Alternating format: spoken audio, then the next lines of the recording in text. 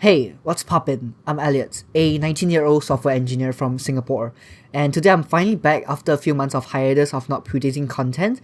But today I want to talk to you about authentication strategy and my many frustrations after trying out so many different authentication providers, finally settling for Lucia, which is a custom low-level authentication utility library in Node.js that allows you to have a lot of nice functionalities to create your custom authentication framework.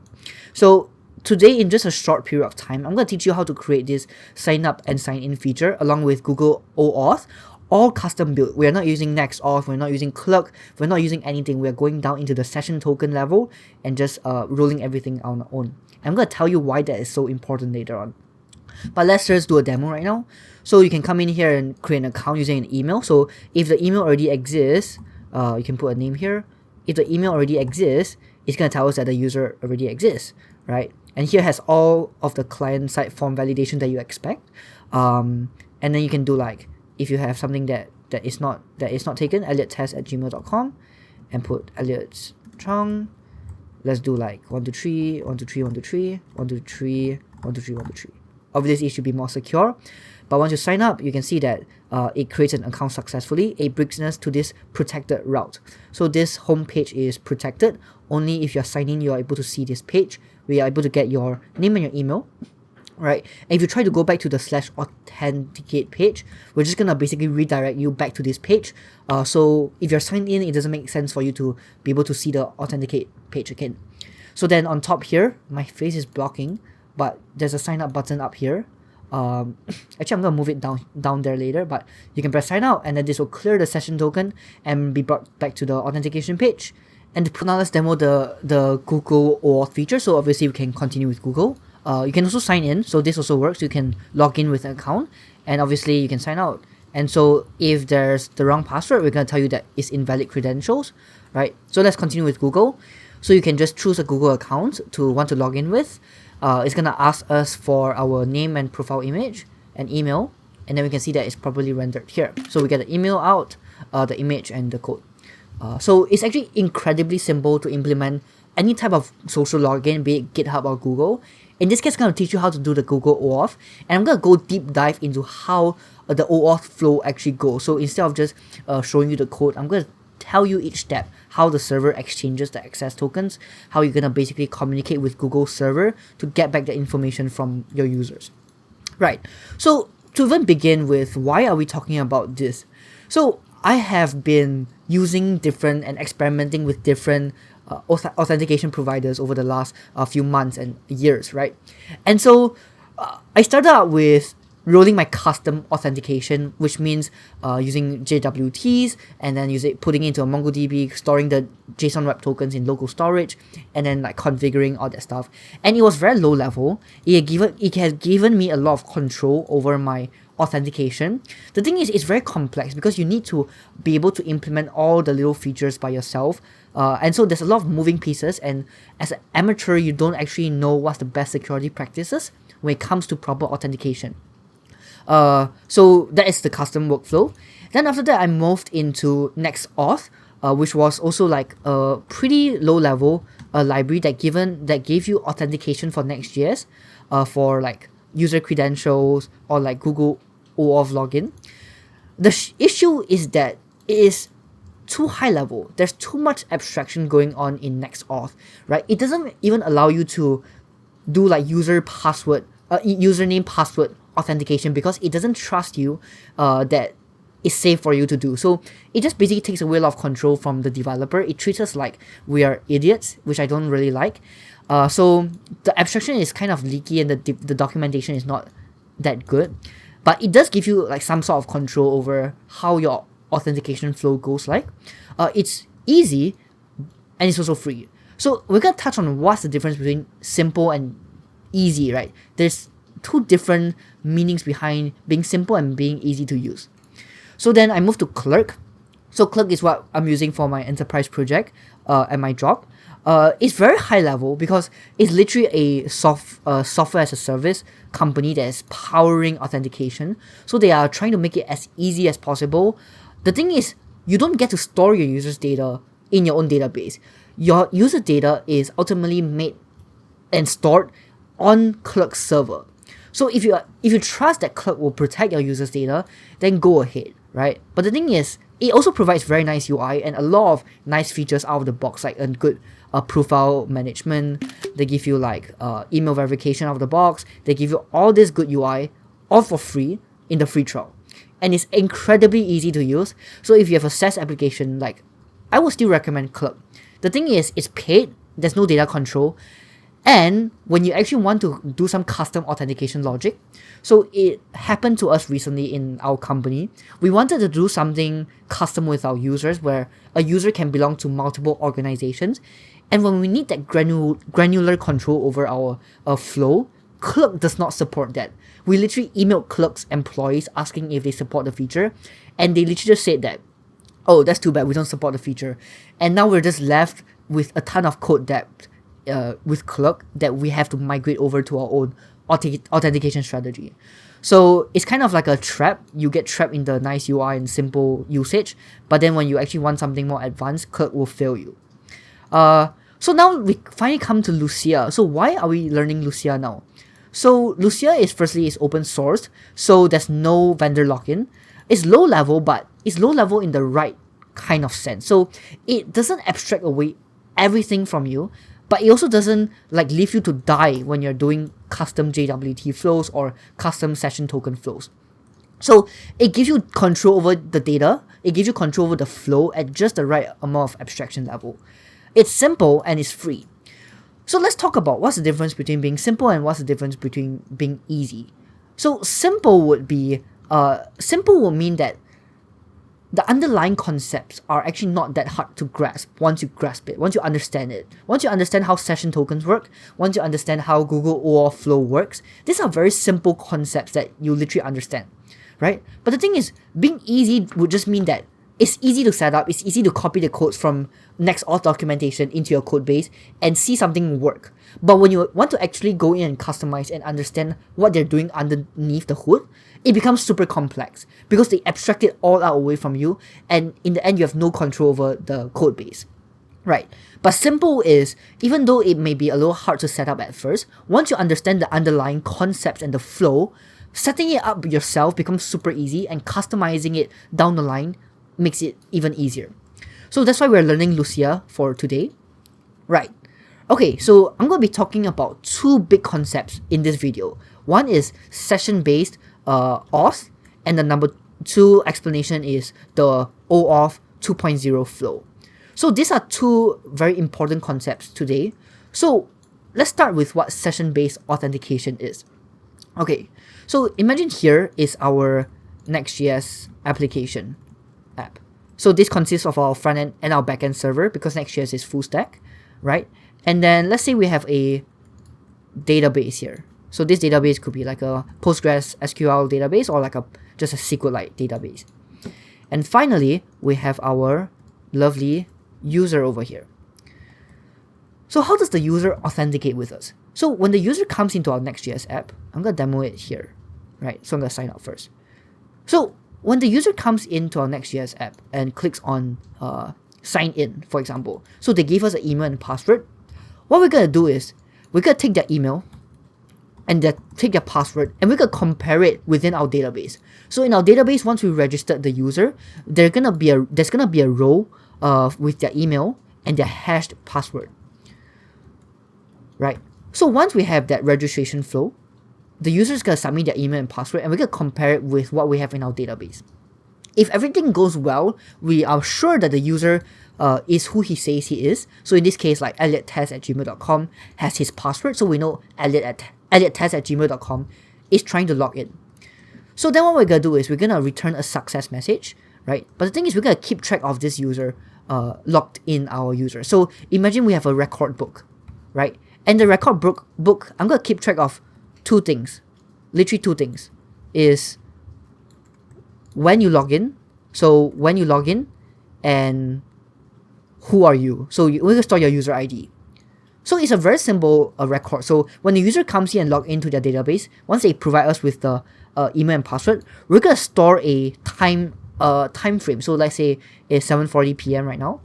And we're going to store this user ID of, let's say, ABC. So we have user ABC here. Okay, and it exists in our database as well.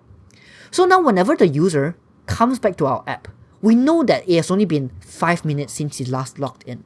Therefore, we actually want to be able to keep him logged in without him trying to enter his password every time he visits our site. It doesn't make sense.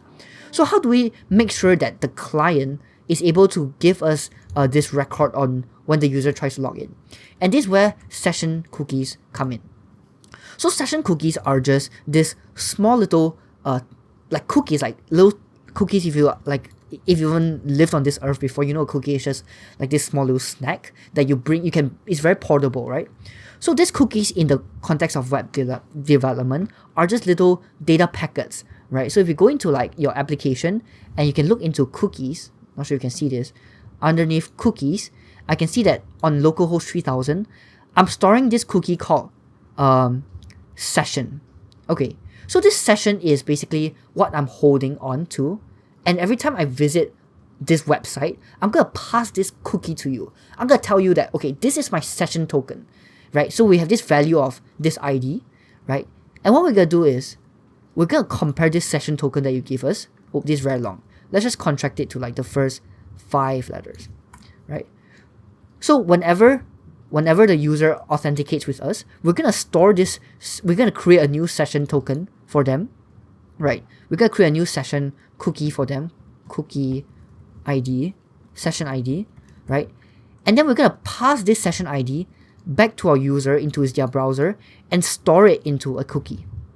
Okay, so now our user has a browser that is storing this session ID for us. So now whenever the user logs into our Next.js application, the user is going to basically give this cookie to our server, right? It's going to give this cookie to our server. And then we're going to compare this cookie with the session ID here. And then we're going to find their user ID.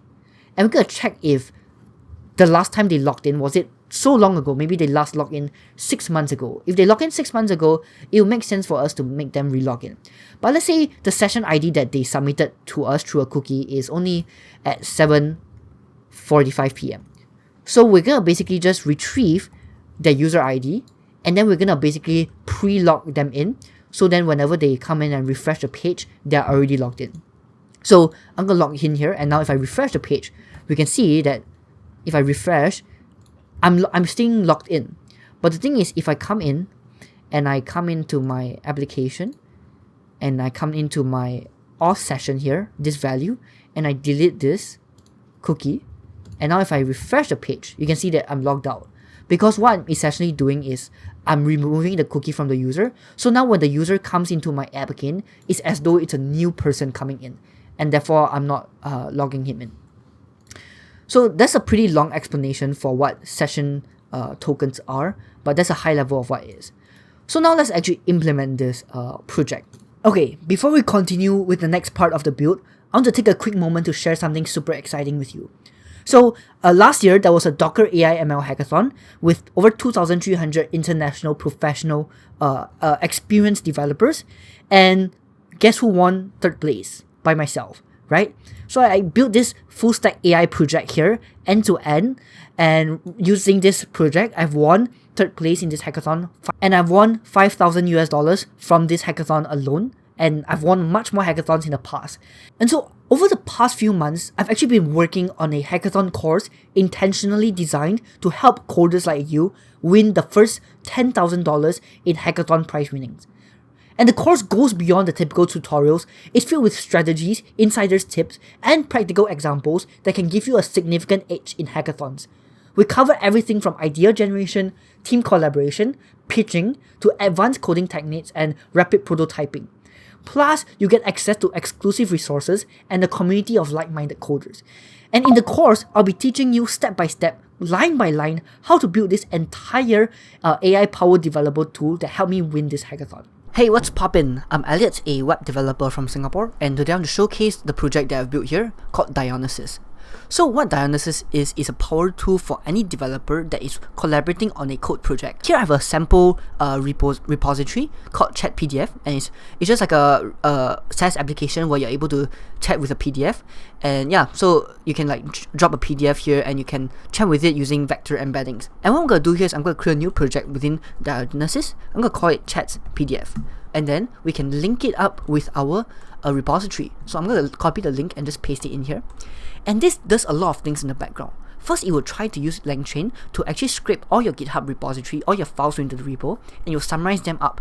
And then using OpenAI embeddings, we're going to convert them into vectors and store them into PineConeDB, a vector database. So we're actually making a retrieval augmented generation model for your GitHub repository. So the first thing here is it's actually able to generate documentation of your code just from looking at your repository. So here we have a full-fledged editor, right, where you're able to edit it. It's a markdown editor, right? You can see the different sections that the AI has generated. So it gives you an introduction of what the project is about, and it gives you some instruction on how to get started with it, like cloning the repository, navigating into it, and all of these are repository specific. The next part is you're able to ask it any question you want about the code. Let's say I'm tasked with a new feature of like changing something about the AI conversation. So I might ask like, hey, which file with the AI about the PDF, right?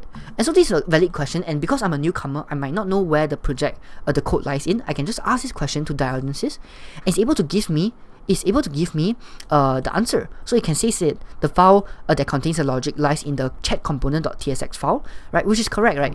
Right. And all of these questions are stored in a history log, so everyone can see it at the same time, right? So I can ask another question, like let's say, which file should change the PDF viewer, right? So I'm gonna ask this question. So we have a PDF viewer here, and what it does is it's gonna try to look at the context, right? Look at this, it's able to answer with context about the code base. So it's telling me that I need to change the source/component/chat component.tsx file, which is absolutely correct. And there's also, we generated a flowchart diagram of your code base, your file tree.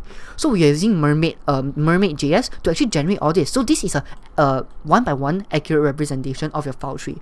So instead of looking through the file tree, you're able to just come here and have a very big overview of what the project looks like. So I can see that, oh, under this components folder, I have 1, 2, 3, 4, 5, 6, 7, around 7 components. And I can just have a very nice overview of what the code tree looks like. The AI is able to pull in all your commits from a repository, and using AI is able to look at the diffs in your commits and generate a AI summary based on the commit. So all of these, you can see that these are my commit messages, but these gray tags here are what AI generated based on just looking at the commit diff file. And what I can do here is I can pull commits so that I can see the most updated commits. And let's actually try that out. If I come down here to my, so let's say I can add like change that says, hi, this is a test change, exclamation mark. I'm going to commit the changes and just update with me.markdown, right? With that, if I come back to my Dionysus and press pull commits, look what happens. If you give it a few seconds to summarize the commit, and you can see that it's able to detect that I added a commit, update readme.markdown just a few seconds ago, and is able to use AI to generate a message saying that added a test change, right? So these are all very powerful tools. Imagine all the time freed up using AI to help your developers understand the code base even more. And this is still not the most powerful thing about the project yet. If you come down to the meeting section, right? So imagine you're having a meeting about the code base, right? And then you already finished and recorded a meeting. What you can do is you can upload a meeting. So I'm going to link this down in the description so that you can test it out yourself. But you could theoretically upload any MP3 files, right? So in this case, it's like a 30-minute audio recording of our meeting. And I'm going to just wait for a while and come back when it's done. So it's going to take about a minute or so. And we can see the meeting has been processed, and look at the power of this. We're able to read in the transcript from the MP3 file, and it's able to generate all the key issues and key topics that's been talked about in the meeting. Isn't that amazing? I can click on the details. I'm able to see the summary of the key point, so I can ask for further clarification. Like, let's say I come down to like reviewing the build board, right? So we're reviewing the build board, and then this is a quote from the meeting. So I can ask like, what is the build board about? Question mark. So I'm going to send the question, and Diogenes, with the context of the meeting, is able to answer the question with respect to the meeting. And yeah, so if I come back to home, I can even invite another member. So I just need to copy this link. I've poured a lot of my own experiences and secrets into this course, and I know for a fact that it will make a difference in your hackathon journey if you work hard at it. And also, for the first time ever, I'll be opening slots on my timetable to get on call with 10 of you guys to help with any problem that you face on your coding journey. So if you ever send me a DM, you send me an email, or you left a comment under my video asking me help for code, this is your chance to do so. Remember, there's only 10 slots. And so if you're ready to elevate your skills and you're interested in this hackathon course that I'm building, and you're ready to start winning your first $10,000 or more in hackathon prizes, just check out the link in the description. So other than that, thanks for letting me share that with you, and now let's get back into the course today to finish building this awesome project. So the first step is, let's actually begin a new project, new Next.js project. So let's do sudo bun, let's just go into my coding folder. Okay. And what I'm going to do is, I'm going to do sudo bunnext create -next app at latest. So this is going to create a new Next.js project for us. And let's just call this Lucia auth-YouTube. And we're going to choose TypeScript, ESLint, Tailwind CSS, source directory, and we're going to use the app browser. And we'll just leave everything on the default. So it's going to go in and install. And okay, that's really fast. So now let's just cd into our Lucia auth-YouTube. Okay, and now let's just press code dot, and this is going to open it in our code editor. Awesome. Okay, so now that we have this code editor, let me just zoom in here.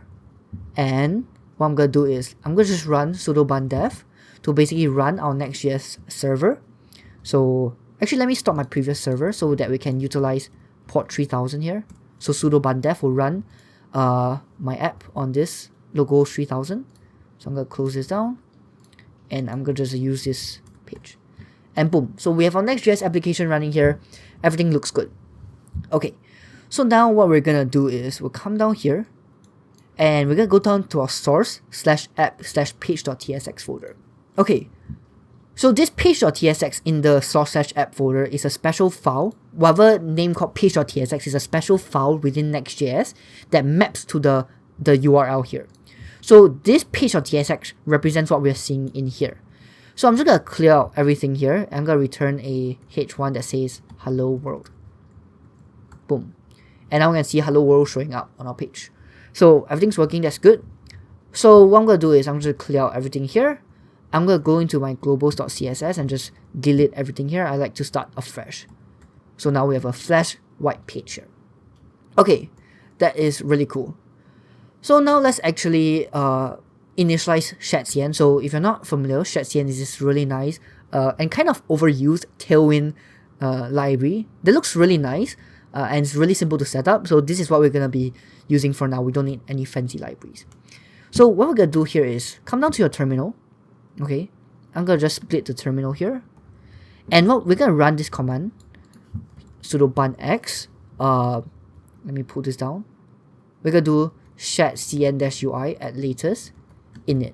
So we're going to initialize Shadcn for our project. So it's going to install all the dependencies and all the configurations. Let's just choose New York for this. Choose slate as the base color. We'll use CSS variables. So it's going to create this components.json file. Right, so if you come down to components.json, it's just a components, it's just a JSON file that consists of our options when setting up Shadcn. Okay, so that's good. So now let's actually use a Shadcn button in here. So how do we actually import a button? So if you go down to the Shadcn library, UI here, and we choose the button. Okay, how do we actually get this button? So you can install it using the command line interface. So I'm just going to copy this, right? So we run the command. For me, I need to do sudo bunx shadcn-ui at latest.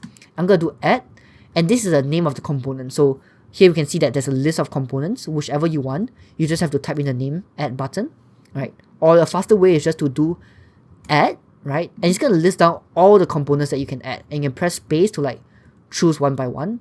So you can add it like 5 at a time. So what I'm going to do is, I'm going to just choose all by pressing A in my keyboard and press enter.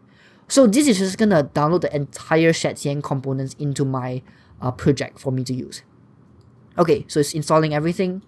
And so what it's going to do is, it's basically going to install it into this source/components/UI folder. So we can see all these custom components that Shadcn is installing for us manually now. If we tap into a button.tsx, we can see that it's just Radix UI with some class variance authority to better style our components, and we can make a lot of nice changes in here, customize it as we want to, right? But let's just wait for it to finish, and we're gonna start using the button component soon. So let's come back down to our page.tsx, and what we're gonna do is we're just gonna do button. So we can see button, we can import from @/component/UI/button. My face is blocking as usual. I'm gonna move my face down here. Okay, so we can come in here and see that it's gonna auto import from component/UI/button, and then we're gonna use hello world, right? And then if you come back down to our browser, we can now see there's a button showing up here, nice and beautiful. Okay, cool. So Shadcn is working now. We have installed Shadcn. So now let's actually build the authentication page. So how do we go to /authentication? Authenticate, right? It's gonna tell us there's a 404 page not found. So what we're gonna do is, I'm gonna close this thing down here first.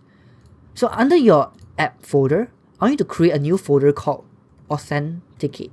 And under this authenticate folder, we're gonna create our root.ts file. So I'm assuming that you have some knowledge about NextJS, so I'm not gonna go through how you're gonna set up roots.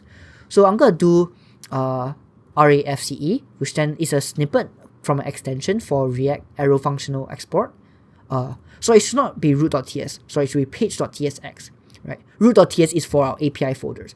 So let's just rename this to authenticate page. Okay, let's delete this, and save this. Alright. Let's actually delete this. Alright, so now if you go back to here, authenticate, we can see that authenticate page shows up here, which is exactly what we have here. So this maps to the authenticate URL we have here. Okay, cool. Everything's looking good. Our Shadcn has finished configuring, so I'm gonna exit this terminal and let us continue. So I'm gonna make it bigger. Okay, so we're gonna just set up the components that we're gonna use in here first. So we're gonna have two, right? We're gonna have the SignInForm and the SignUpForm. So let's just go along here first. So I'm gonna just return a div, right, that has a class name of relative, flex, width of full, height of screen, and BG of background, right? So we can see it's like this.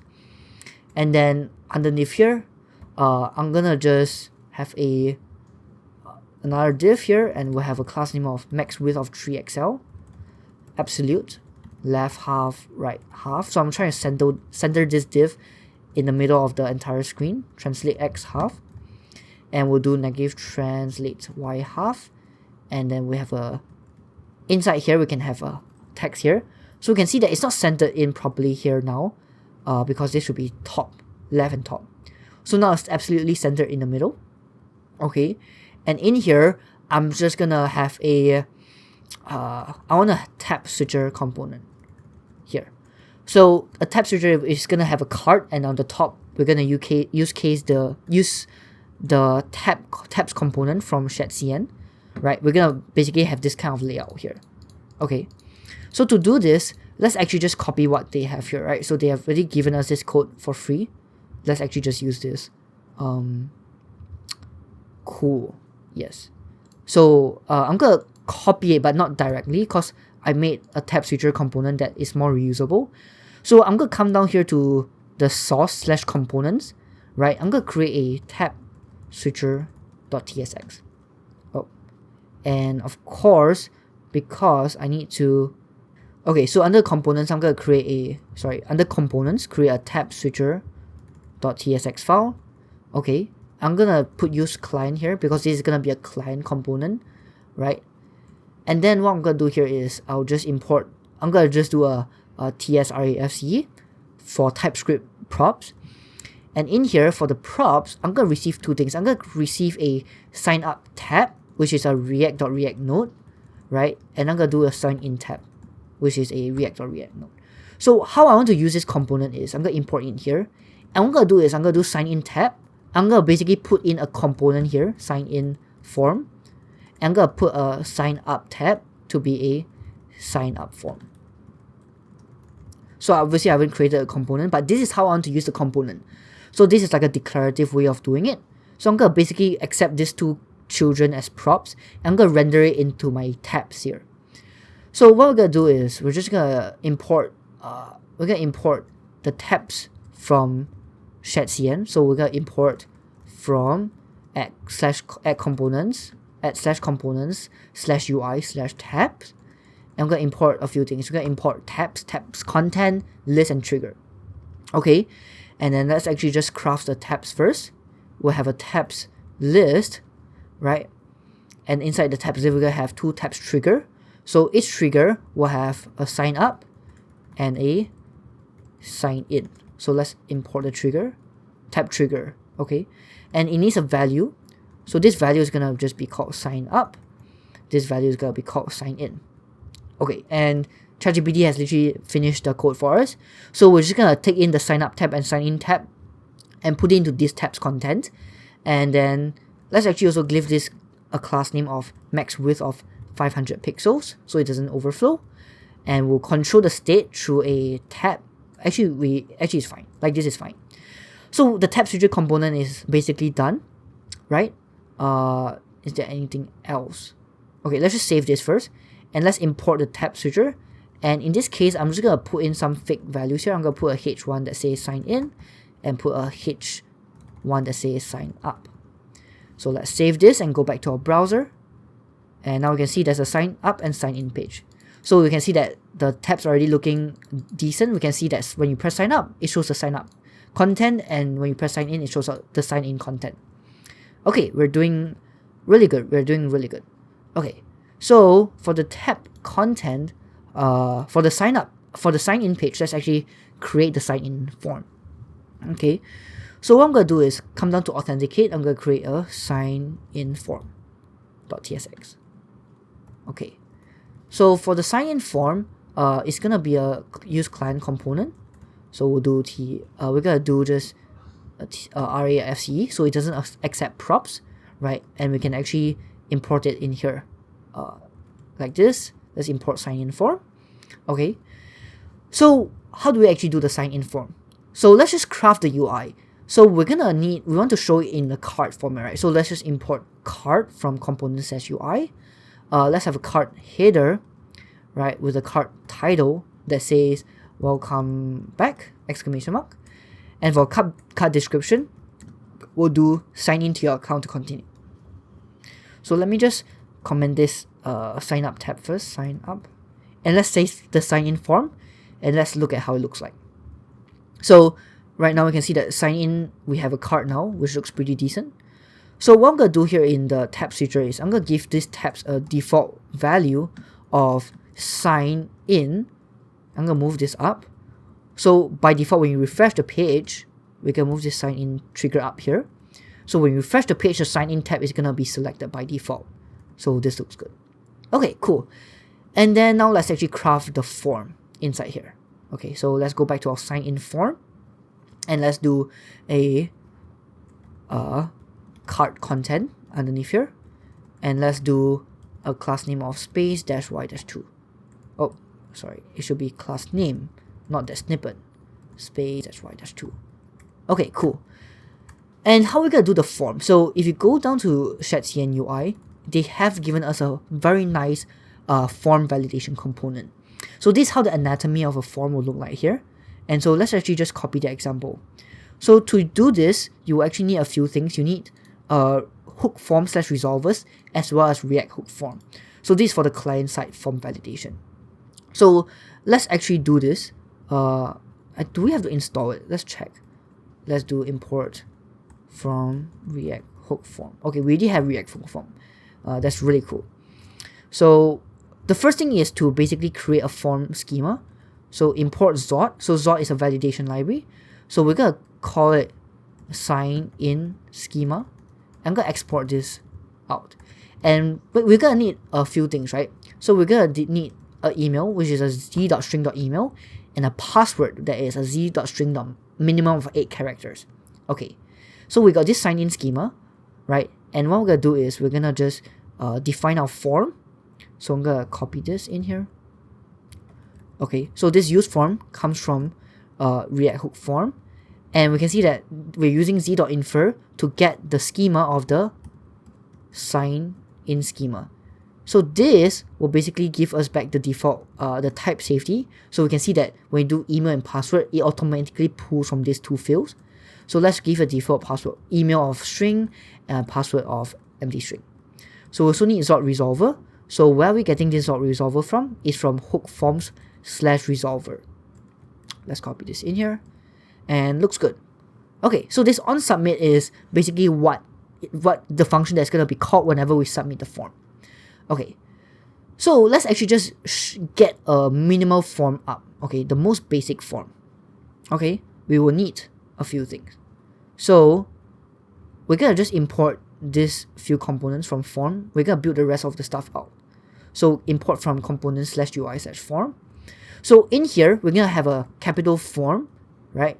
And so this comes from Shadcn. And we're going to pass in,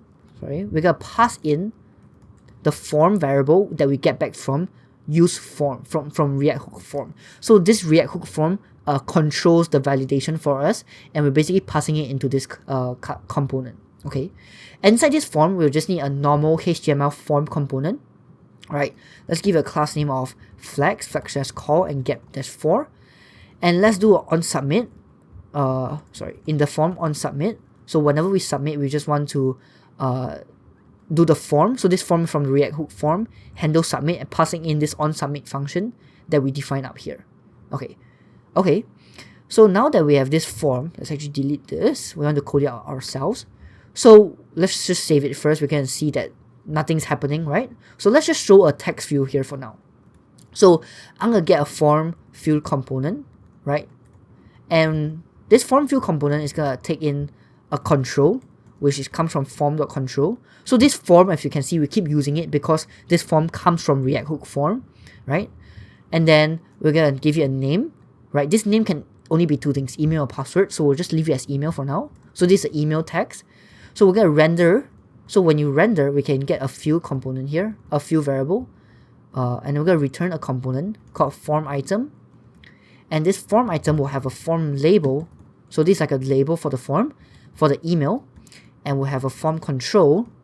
Inside this form control, we can put inputs imported from Shadcn, right?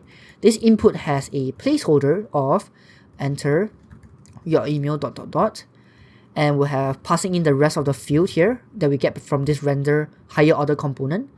So then when you change it, actually it's fine, right? Like this. And let's save it to see now. And we get this email field. So that's pretty cool. And so we want to see the error message, right? We can see that obviously it's erroring out, but we don't know why, right? So firstly, let's give you a type of email. And let's also add a form message component underneath here. So we can see the validation errors. So what happens? So if I try to submit, we can see that it's like throwing me this error. And everything looks good. That's because I have the type of email. So if you remove this and try to enter email, it's going to say invalid email. So this red text corresponds to this form message component. Okay, we're doing really well. So now let's actually code out the rest of the login form. So I'm going to just comment this out, right? So the rest I'm just going to copy in. It's actually not that complicated. We're going to do the same for the password field. So this is a password field. We're rendering the password.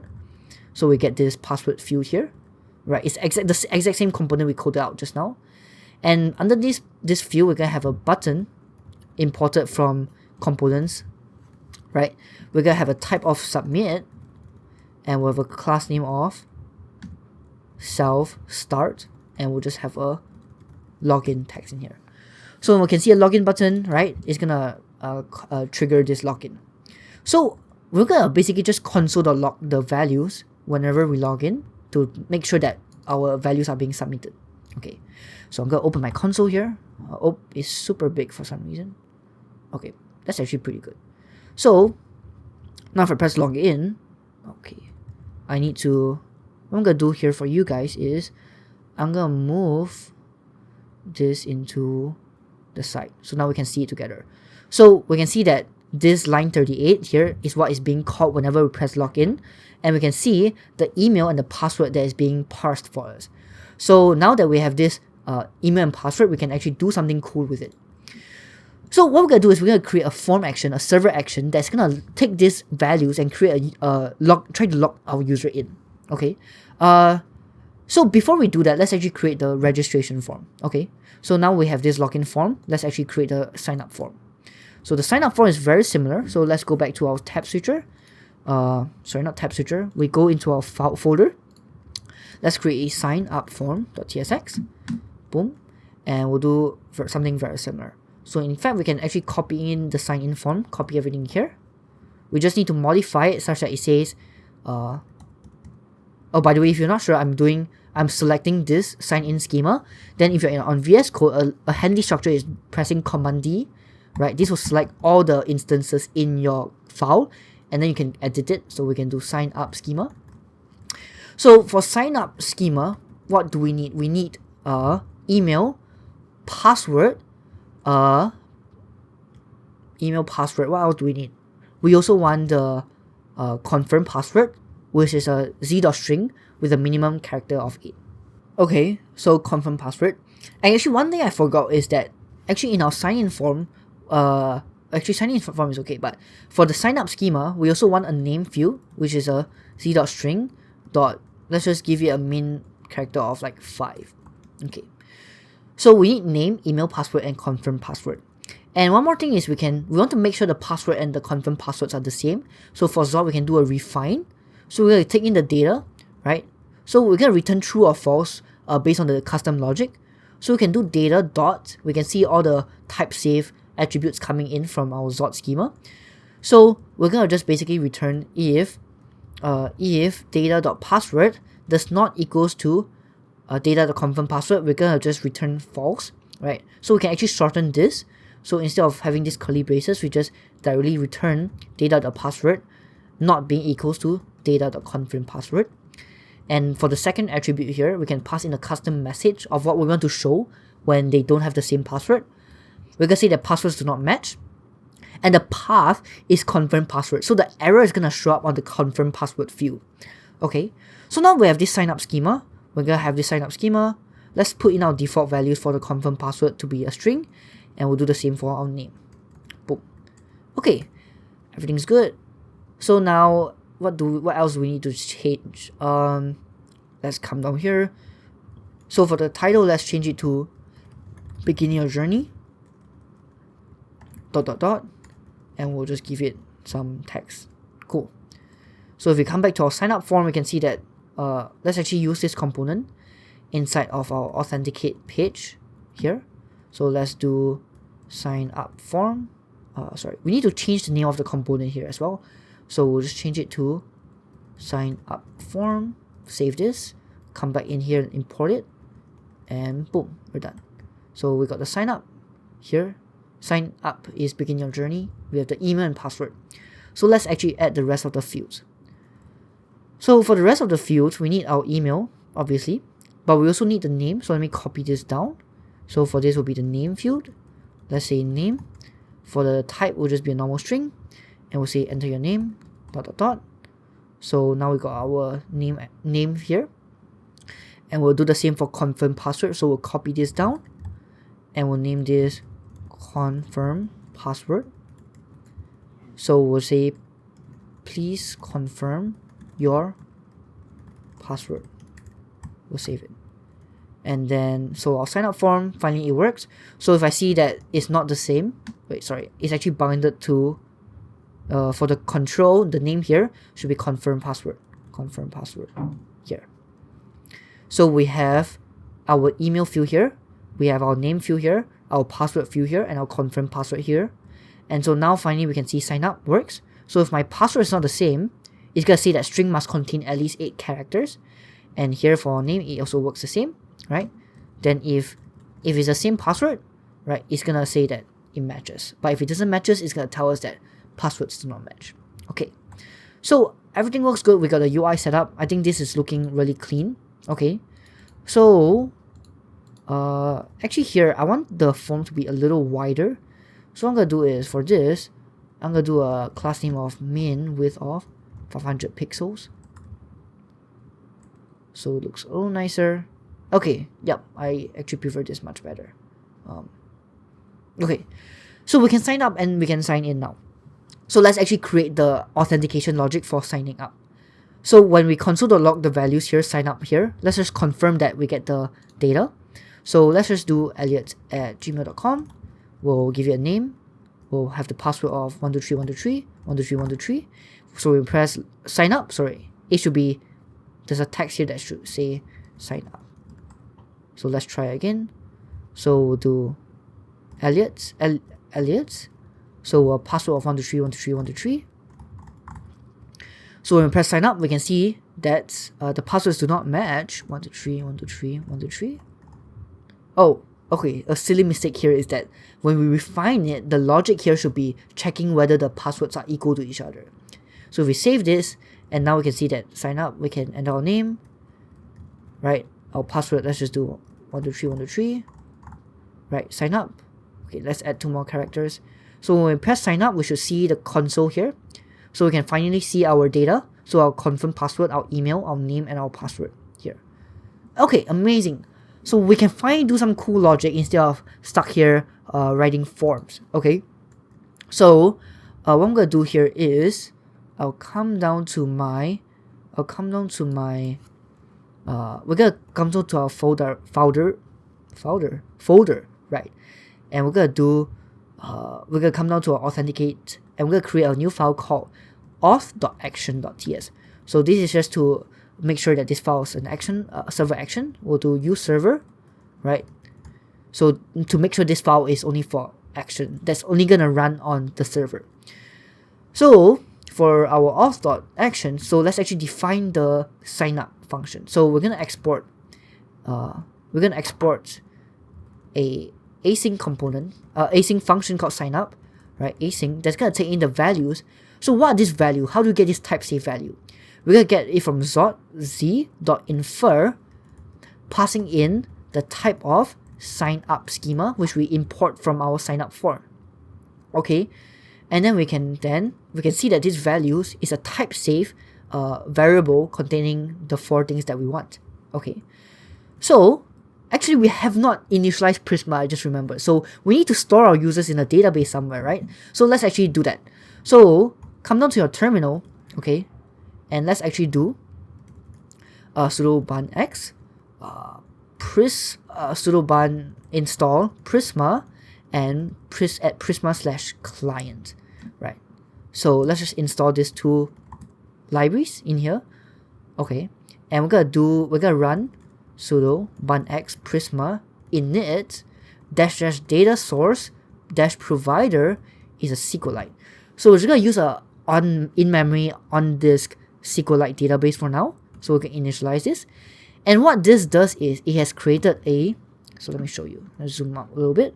So it's created this Prisma folder for us. Inside here, there's a schema.prisma that basically contains our object relational mapping for how we want to represent our database.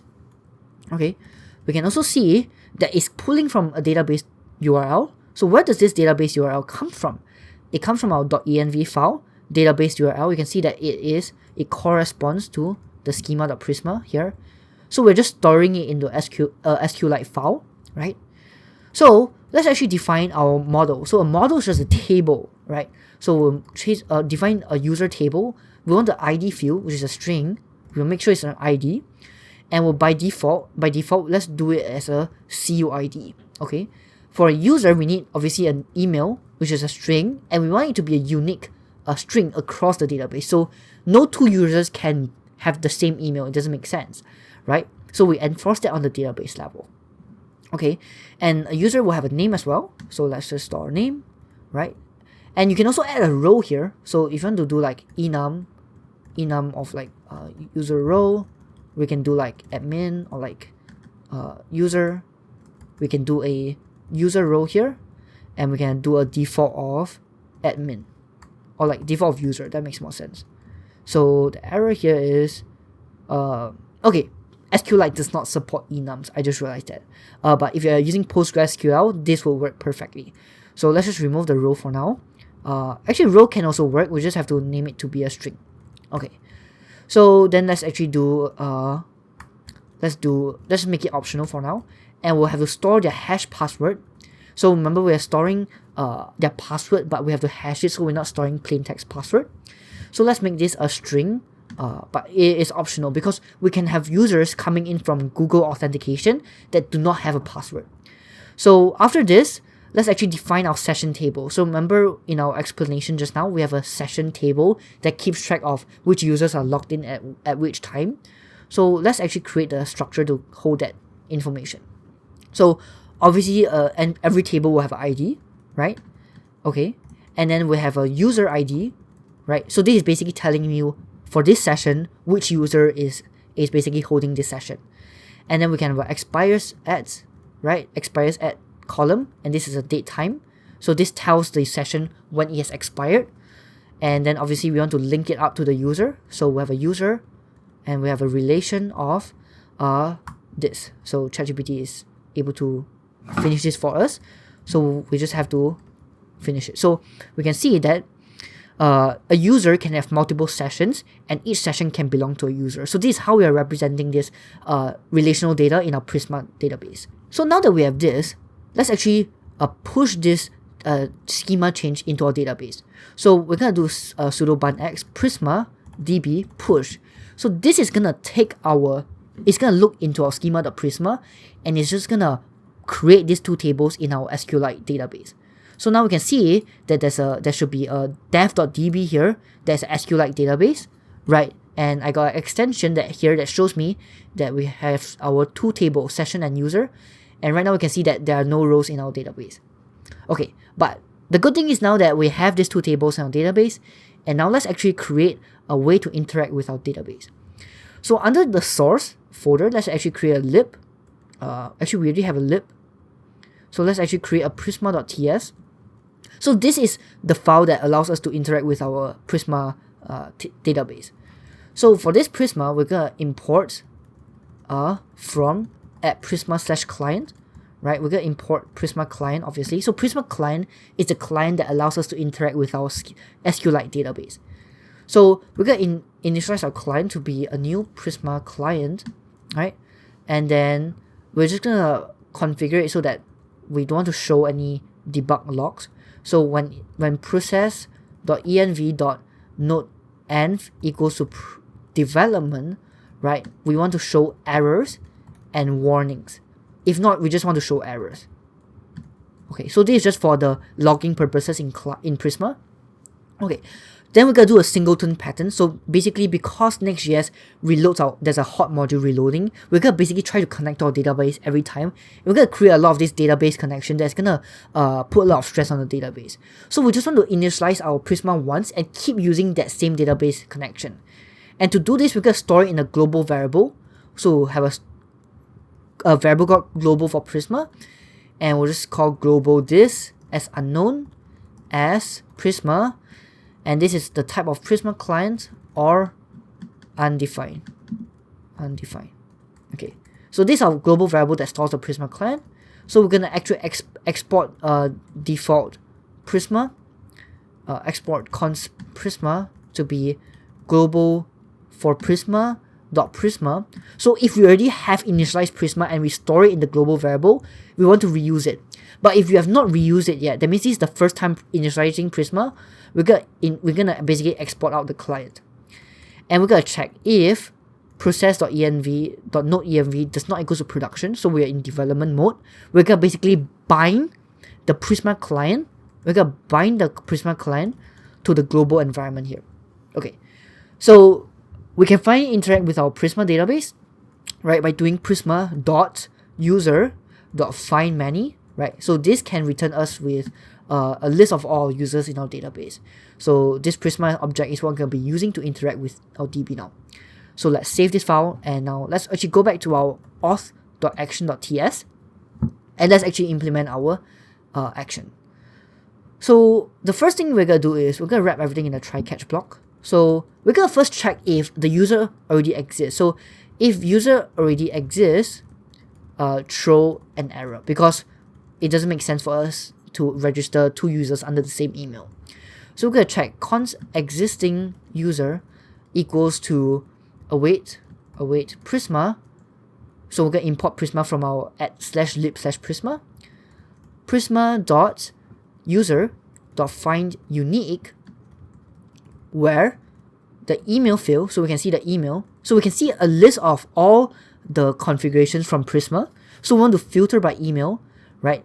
It goes to values.email. So this values is the values that is passing in from our form. So actually, let's test this first. So this function is going to run on the client. So let's actually run this. So we'll do console.log. It's running on the server. I'm running in the server, right? With values being values. So let's see if we can see this in our server. So if we come back here into our file, let's actually link up here. So if we go into our SignUpForm, whenever we submit it here, we want to actually convert this to an async function. We're going to do await sign up. So we're going to import this from /auth/action, passing in the values in here. So these values will be passed into this sign up function, and hopefully we can see this being called in the server. So we'll just save this. We'll save this. And now let's actually look into our console. And now if we go back to Arc, so if we do sign up here, let's put in a random name, 123, sign up. We can see that I am running in the server with values being whatever we passed in here. So it's good. The values are being passed into our server, and now let's actually continue the logic. So we are checking if there's an existing user. So if existing user exists, we're going to return an error saying user already exists and passing in success being false. Okay. The thing is, if there's no user, let's actually create the user. Okay, so we'll just do const user equals to await prisma.user.create. We passed in the data being, so the data requires what? We can see that we need email field, email name and password. So the email obviously comes from values.email. The name will be values.name, right? So let's actually normalize the email to lowercase, okay, here. And we need the hash password. So how do we actually create the hash password? So let's come on top here and let's actually create the hash password.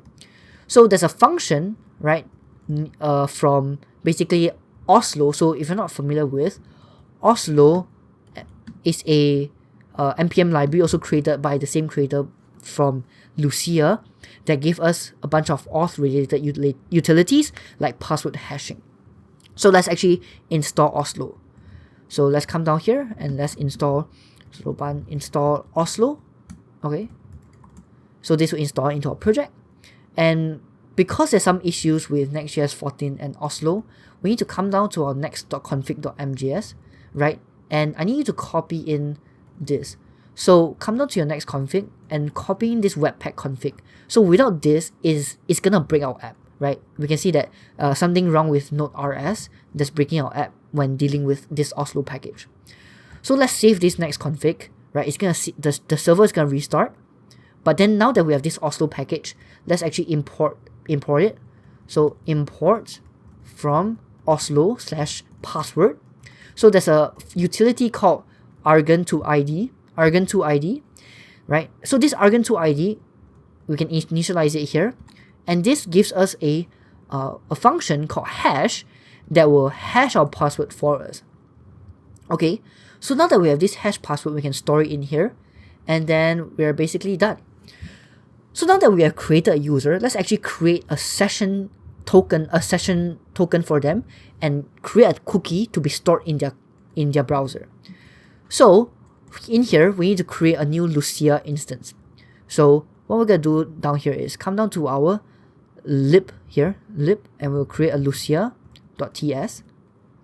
Okay, so this Lucia is gonna basically help us with creating session cookies, validating user tokens, validating session cookies, and getting out the user for us. Okay, so let's actually just import a few stuff from Lucia. We need to import Lucia. Okay, we actually have not installed Lucia yet, so let's do sudo install Lucia. Okay, so really step by step here. So we'll need a few things. We need the Lucia here, and we also need another stuff, which is the Prisma adapter, because Lucia needs to be able to interact with our database to read and write session information from our table. So we need at Lucia auth, we need to install another database adapter. So this library is for Lucia to interact with Prisma. So we'll do at lucia-auth/adapter-prisma. So let's install this. Okay, and we need to import it from here. We need to import the Prisma adapter from here. And then let's actually do const adapter equals to new Prisma adapter. So this is creating the actual adapter. We pass in Prisma. So this Prisma comes from our library folder. We pass in the session and we pass in the user. So these are the two tables that we want Lucia to control. Therefore, we pass in the session table and the user table for Lucia. Okay. Then let's actually export a Lucia instance. So this Lucia variable is going to be the helper functions that's going to help us create all the session tokens. So let's initialize new Lucia. Let's passing in the adapter as our first variable. And for the session cookie, we can actually put in a few configuration. So we can put in the name of it here. So we can put in like a special name. So let's just test it. Let's just put like Elliot Auth token, Elliot Auth cookie. Okay, we're gonna see it show up later in the browser. Okay, we're gonna put expires to be false. So what we're saying is that we never want this user to ever log out. So they can be forever logged into our application. This is probably not a good idea, but I just want to demonstrate it. Then for our attributes, so our cookie attributes, right? We got all this list of stuff. We just want to set the secure to be true if we are on production. So if our node env equals to production, then we want to set this secure attribute to be true. So we can see a secure cookie. So if you set the attribute to be secure, right, it will make sure that the cookie will only work in the HTTPS setting. So when we're in production and our app is on HTTPS, we want this tag to be true for security purposes. Okay. So now that we have this Lucia authentication, Lucia function that we can export, let's go back into our auth.action, right? So we are back here. We want to create a cookie to be stored on the user's browser, right? So what we're going to do is we're going to have a session called await Lucia. So we'll import Lucia from our lib folder dot create session, and we pass in the user .id and empty attribute here. So this will create the actual session for us. We can see that session has a few things. It has expires at. We can check whether it's fresh. We can check the ID of the session and the user ID that is associated with this session. So we created a session, but we want to actually store this cookie, put it in a cookie and store the cookie onto the browser. So let's actually create the session cookie first. So it also comes from Lucia.create session cookie. We pass in the session.id in here. Okay. And now we're gonna use a function from NextJS called cookies. So cookies come from next/headers, right? So using this function, NextJS is gonna help us set a cookie on the user's browser. So we can call cookies.set. We pass in session cookie. So sorry, session cookie.name. We pass in the value and we pass in the attributes here. So these attributes will be like HTTP only, secure equals to true, etc. So then we pass in success equals to true. And if we catch any error, we're going to just return the error saying that something went wrong. And we'll pass in success is false. Okay, cool. So this logic, let me just reiterate. We just check if the user already exists. If it already exists, we throw an error. If not, we create a new user with a hash password. We create a session for the user. Then we create a cookie to store the session in the cookie. And then we are asking NextJS to make sure that the cookie is set on the user's browser. So now whenever the user comes to our website, it's going to basically give us the cookie and we can validate all sorts of requests to make sure they're logged in. So if you come back to our SignUpForm here, right, we can do await sign up. We get a response back, called res. We can see the type of response is error or success here. So we can check if res.success, right, that means we successfully signed them up. We want to redirect them to the basically authenticated page. So we're going to import router so that we can redirect them. So const router equals to use router. So import it from next/navigation. not next/router. So if it's successful, we're gonna do router.push, and we're gonna do like /dashboard. Okay, and we're gonna also do a toast notification. So for toast, we're gonna use Sonar. So it's already installed when you install Shadcn. So we'll do toast.success, and we'll do account created successfully. But if there's an error, we're gonna do toast.error, passing the error here. Okay. So the last thing, we want to see the toast show up, we need to go into our layout.tsx, right? We need to add a toaster component from Sonar here, and we'll pass in which colors to be true here. So if you're not familiar with Sonar, it's a really cool toast library, right? That gives you this. Actually, let me show you here. Top center. So you can see this toast event being created. So this is what Sonar does. So whenever they successfully register, we want like a cute little toast to pop up saying that, hey, you successfully registered. Okay.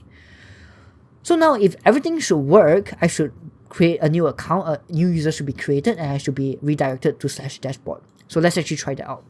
So we'll have an elliot@gmail.com. We'll pass in the name of Elliot Chung.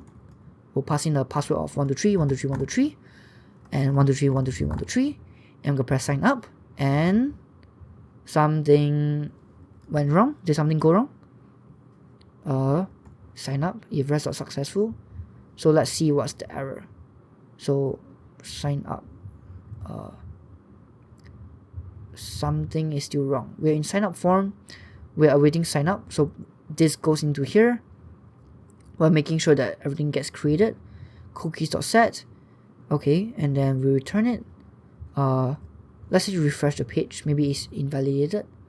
So we'll do elliot@gmail.com. Chung. We'll do 123, 123, 123. Sign up. Okay, user already exists. So it got created just now. It's just that maybe we didn't refresh it. So at least we know that it works. User already exists. That means it exists in our database. So if we come down to our database to check on it, so we come down to our Prisma into our dev.db, we can see that there's a user ID. So I want you to look carefully. So we have a user ID, a user role with the email, the name, and the hash password. Right, we got the argon hash password. And we get a session token. So I want you to keep track. Look, the user ID starts with CLXV. And the session, we can see the user ID is CLXV.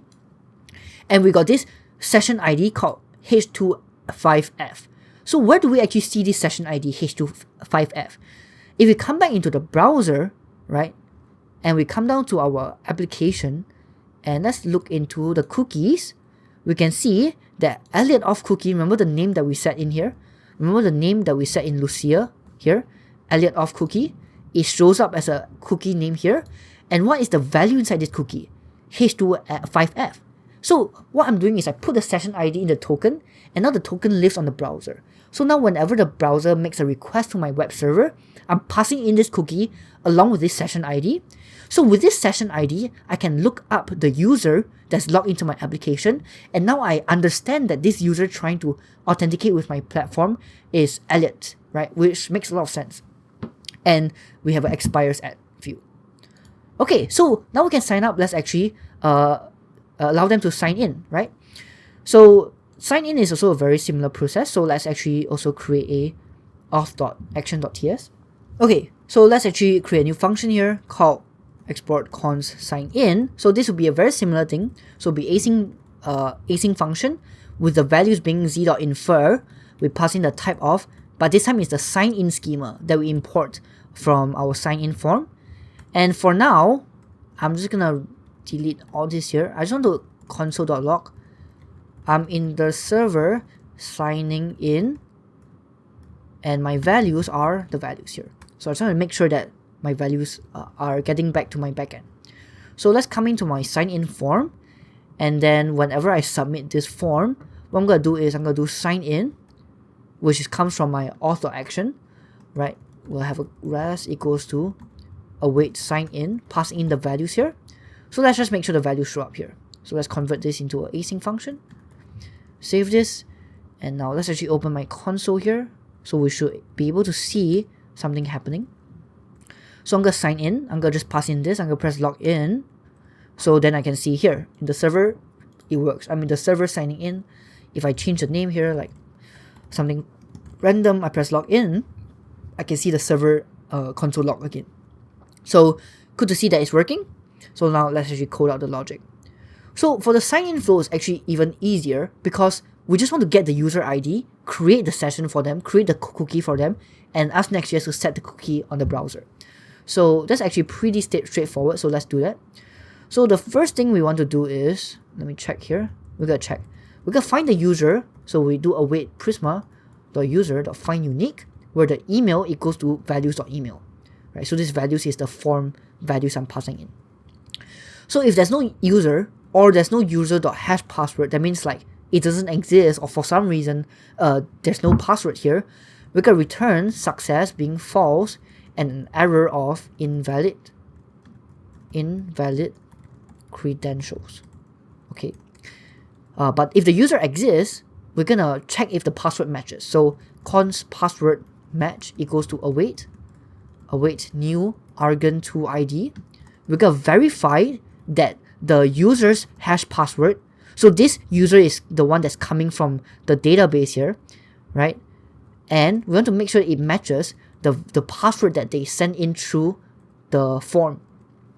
So this is a boolean, right? So if obviously the password does not match, we want to do the same thing here, return a false success and saying invalid credentials, right? But if everything works here, that means we successfully create them, successfully log in. We want to create a session cookie for them and put it onto the browser. So we'll have a session, it's the same thing. So we do await Lucia.create session, pass in the user.id and an empty object. Then we create a session cookie, right? So we put the session into the cookie. It's await Lucia.create session cookie, pass in the session ID. And lastly, we are asking NextJS, now that we have this cookie, help me put this cookie into the user's browser. So we do cookies.set, pass in the cookie name, values and attributes, and we return a success of true. Okay, excellent. We are done with the sign-in logic. Look at how simple that is. So now coming to the sign-in form, we're going to do the same logic here, sign-in form. We will do, let's see. Okay, so if res.success, we're going to do router.push. So where do we get the router from? Router equals to use router from next/navigation. We do router.push to /dashboard, where they're going to see the dashboard info, right? If not, we're going to just do tools.error, right? res.error. But if they successfully log in, let's just give them a success tools. Log in successfully. Okay, so now if I try to log in, my password is going to be wrong. It's going to say that invalid credentials. But if my password is correct, they should create a session cookie for me and redirect me to the dashboard page. So let's try out. Boop, invalid credentials. Let's just test elliot@gmail.com. I actually forgot what I even put here. So I think the password is 123.123.123. Okay, so elliot@gmail.com is the user. And then my password is 123.123.123. Login. So we can see it successfully directed me to the /dashboard. So we logged in. So now let's actually try to get the user's information. Okay. So to get the user's information, let's actually create a utility function for this. So come back down to your lucia.ts file, right? We're going to export a function called getUser. Okay. So let me go back to my Scully draw. So whenever a user, how do I draw a user? If a user tries to make a request to my Next.js app server, right? The user itself, remember, is carrying with it a cookie object, a cookie. And this cookie contains the session ID, which I know I can look up into the database to find out which user is holding this session. So when the user comes in to make a request, I'm going to basically take the cookie out from them, right? And then I'm going to look up the session ID within it. And I'm going to match the session ID in the database to find out the user ID. And then I can see who's authenticated with me. Okay, so that's the logic. I'm going to try to implement that. So this is going to be an async function. Okay, here. And then what we're going to do is we'll do const session ID equals to await. We're going to get cookies. So these cookies come from Next.js. So remember, we are trying to extract out the cookies, right? So we'll get the cookies called Lucia.session cookie name. So remember, this session cookie name is what we set here. So I can do the same by doing it here, right? But like this is a more less hard-coded way of doing it. So we'll just do Lucia.session cookie name. Okay. We're gonna check for the value of it. So this will get back the actual session ID, right? So remember, if you come down to our app here, we can see that under our application here, there's this Elliot auth cookie. We're trying to get back this session ID here, right? And we'll just do, if we don't have this, we'll do it now. So if you have no session ID, obviously I know that you're not authenticated with me. So I'm just gonna return now. Like there's no user authenticated with this request. Okay. So for now, I'm gonna just console.log out the session ID. Console.log. I have session ID. And I'm gonna show you the session ID. Okay. So how do I actually call this getUser object here? Okay. So I'm gonna first create a dashboard page here. So let's go under. I'm gonna clear out everything we have here. Let's come down to /app. Let's do /dashboard /page.tsx. So this will correspond to /dashboard. So let's export a RAFCE. Boom here, and do dashboard page. So let's just make it an async server component, right? What I'm gonna do is I'm gonna do const user equals to await getUser, which I'm using from the function that we are literally just writing right here, right? I'm gonna just this is gonna run on the server, so we're gonna see that it's gonna be console.log out on the server, right? So we can see that it's already, I see my session ID because I refresh here. If I refresh the page, we can see the dashboard page here.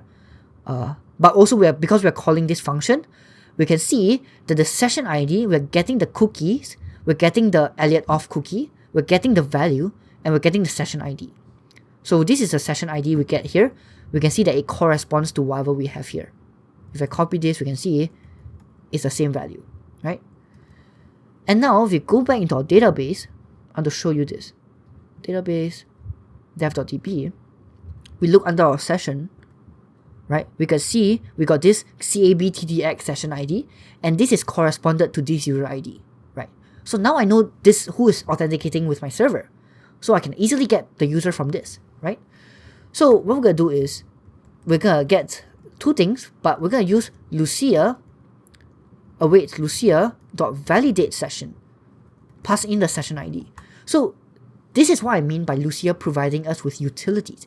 Lucia will help us look up in the database to help us get back the user information ourselves, right? So we'll get back the session as well as the user. Okay, so now let's actually console.log out. The user is user. Okay, let's save this, and now we can see the user is this ID here. I get back my user ID, right? So we can get back the user, and now we want to check. So the first thing we're gonna do is we'll put everything in the try catch block. So we're gonna check if there's a session and the session is still fresh. That means it has not expired, right? So obviously if it actually expired, we're gonna basically unauthenticate them, right? So but the thing is, if they have if they are not expired yet, the session is not expired, we're just gonna redistribute them a new cookie so that they have a fresh cookie to play with. So we'll just have a new cookie session cookie, right? Using Lucia dot create session cookie. We pass in the session.id. So we're basically refreshing their session cookie. And we'll do the same things. We do cookies.set. So you already know how this works. We're asking NextJS to reset the session cookie for us, right? So obviously if there's no session, okay, that means something is wrong, something is broken. If there's no session, we're gonna basically clear out the session cookie. So we're gonna take away their cookie from them so they cannot like re-authenticate. So we'll have to clear our session cookie is the same as setting an empty cookie for them. So we have a empty session cookie, await Lucia dot create blank session cookie, right? And then we're gonna basically ask NextJS to kind of set the session cookie to be blank. So this basically deletes the session cookie from them, right? And then we can just be done with it. So we're gonna check here. We're gonna find, so now that we have this user object, we got this user object, we want to check for the user. So how do we get the user? We can do user equals to await Prisma. We can look up the Prisma database ourselves. Prisma the user dot find unique where ID equals to user.id. Okay. So we're just name it to DB user. So this user comes from this Lucia.validate session. So after this, we're gonna basically select a few fields from it. So we only want the name to be, we want the name, the email, and the actually we just need these two. We don't want to return the hash password, right? So then finally we can return the DB user. So what this does is it will look at the session, the cookies, and it will do the logic to finally return us with a DB user. And now if we come back to my dashboard page, I can finally see this user to be a type safe object with the name and the email. So I can first check if there's no user, right? That means they're not authenticated and trying to access the dashboard page, which is wrong because this is protected, right? Protected. So how do we do it? We're going to basically redirect them. So import redirect from next/navigation, redirect them to /authenticate. Okay, right? So after they're authenticated, we are sure that the user exists. Then now we can finally display the user. Let's display user.name. So I'll do say you are logged in as user.name and user.email. So let's save this, come back to our page, and boom. So simple. You're logged in as elliot@gmail.com. Okay, and obviously now we can still go back to authenticate, which doesn't make sense because I'm logged in, right? So let's actually make sure that if they're already signed in, they cannot access this authenticate page. So let's go back to /authenticate the page.tsx. We're gonna do the same. We're gonna make it an async component. We're gonna get the user, await get user from our Lucia auth. So if there's a user, so the user exists, that means they're logged in. We're gonna return a redirect response to /dashboard. Okay, so if we save this, now we can see that we're logged into dashboard. And if I try to go to authenticate, I'm gonna press enter, authenticate. Boom, I can even see the authenticate page because it redirects me instantly to /dashboard. Right, and vice versa. Like if I'm not logged in here, it's gonna kick me out of this, of the dashboard. And so let's actually emulate the logging out by basically clearing my session cookie. So if I come down to application and I basically delete my session cookie and I refresh the page, and we can see we are kicked out because when we try to run this getUser function, we can see that there is no session ID. So we return null, meaning that there's no user, and if there's no user, we kick them back to authenticate. This is really simple. So it's also really clean to implement. Okay, so now let's actually create a function to log them out manually instead of forcing them to clear their cookies, right? So let's just log them in first. Let's do elliot@gmail.com. Let's log back in. 123. Right, we can see login successfully, right? So let's actually create a logout button. So the first thing is come back to our auth.action.ts. So we're gonna export we're gonna export a function called logOut, which is an async function, and all I want to do in this is to set a blank cookie for them, right? So setting a blank cookie, as I mentioned, is the same as deleting a cookie from their browser. So we'll just do const session cookie equals to await Lucia dot create blank session cookie, and then now I want to ask NextJS to set the session cookie for me. So this will basically set the cookie to be blank, which means it overrides it, and we'll just return success of true.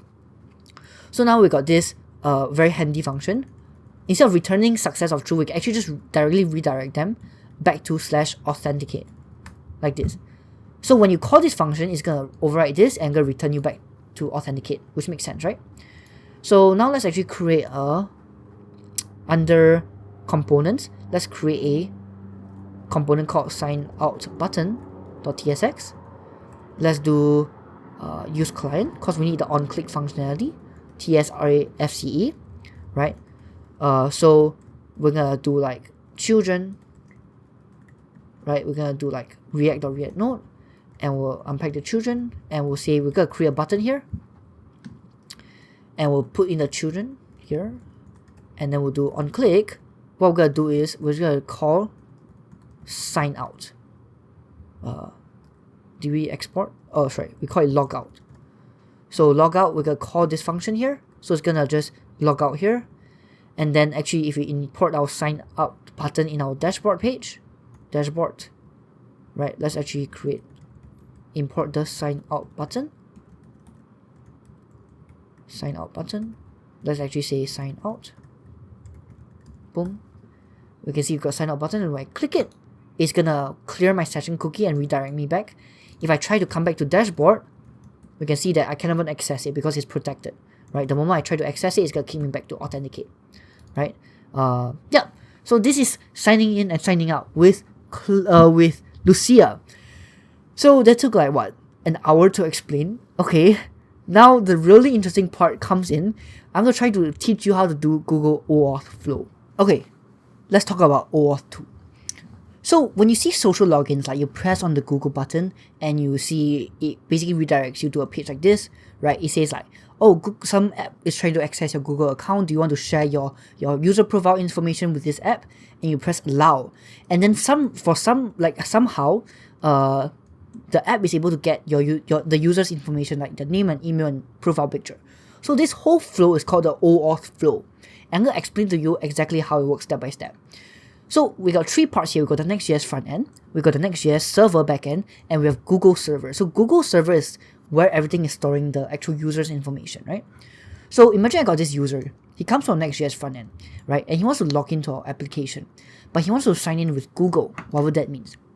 So he sees this like Google sign in button, right? He clicks on it, right? So what we're gonna do is we're gonna basically ask Google for this information. We're gonna ask Google, can we access this user's information on behalf of him, right? So imagine this guy is called Elliot, it's me, okay? And I'm logging into this application, right? So I'm basically giving permission, like I'm Elliot, I'm giving Google permission to give the application access to my information, right? So the first step here is, what I'm gonna do is, when Elliot clicks on the Google button, I'm gonna redirect them to Google's I'm gonna redirect Elliot to Google's credential screens, like consent screen. So Elliot's gonna see a screen like this, right? And Google is gonna tell Elliot, okay, this Next.js application is trying to access your information. Are you chill with that, right? And for me, I will say allow, like I click on that. Yes, I want to give my information to this guy, to this application. So then what happens is Google is gonna say, okay, fine. Elliot has given this project permission. So I'm gonna give them a redirect URL. So imagine my Next.js backend lives on localhost 3000/API/auth/Google/callback, right? So I'm gonna give Google this callback, and whenever Elliot gives Google permission, Google is gonna hit this Next.js backend, this callback URL, and Google is gonna give me a few things. Google is gonna give me authorization code. That's actually the main part. Google is just gonna give me an authorization code. Okay? And now I have this Next.js backend, I got this authorization code. I'm trying to get the user's information, right? So the fact that I have this authorization code, that means the user has given me permission, right? So what I'm gonna do is, I'm gonna take this authorization code, I'm gonna exchange it to Google server, I'm gonna exchange it for another code called the access token, right? So now I finally have this access token. I can use this access token, right, to request for the user's information on behalf of the user. So Google will have another server called Google's data endpoint, right? So I'm gonna use this access token to exchange. I'm gonna draw it here. Actually, just draw it here like this. I'm gonna exchange the access token for the user's information. So then the final step is I finally get back the user's email, their name, their profile, and whatever information I'm trying to get from them. So we can see there's a few steps, right? So the first step is I'm gonna just copy this over because I drew a visualization before. So I'm gonna delete this. I'm gonna move this over here. So this is the actual diagram that I was referring to. So the first step is the user clicks on the Google button. It is being brought to this consent screen here. And the consent screen has the structure of this. So you can see that accounts.google.com, OAuth2, right? The client ID, this is the client ID of the application of my app here. and then the redirect URI, which is the backend in which I want to redirect them, which Google redirects to whenever the user gives them permission to. So in this case, the redirect UI could be like http://localhost 3000 /API/callback, something like this, right? And the response type is code. That means it's gonna give us back an authorization code, right?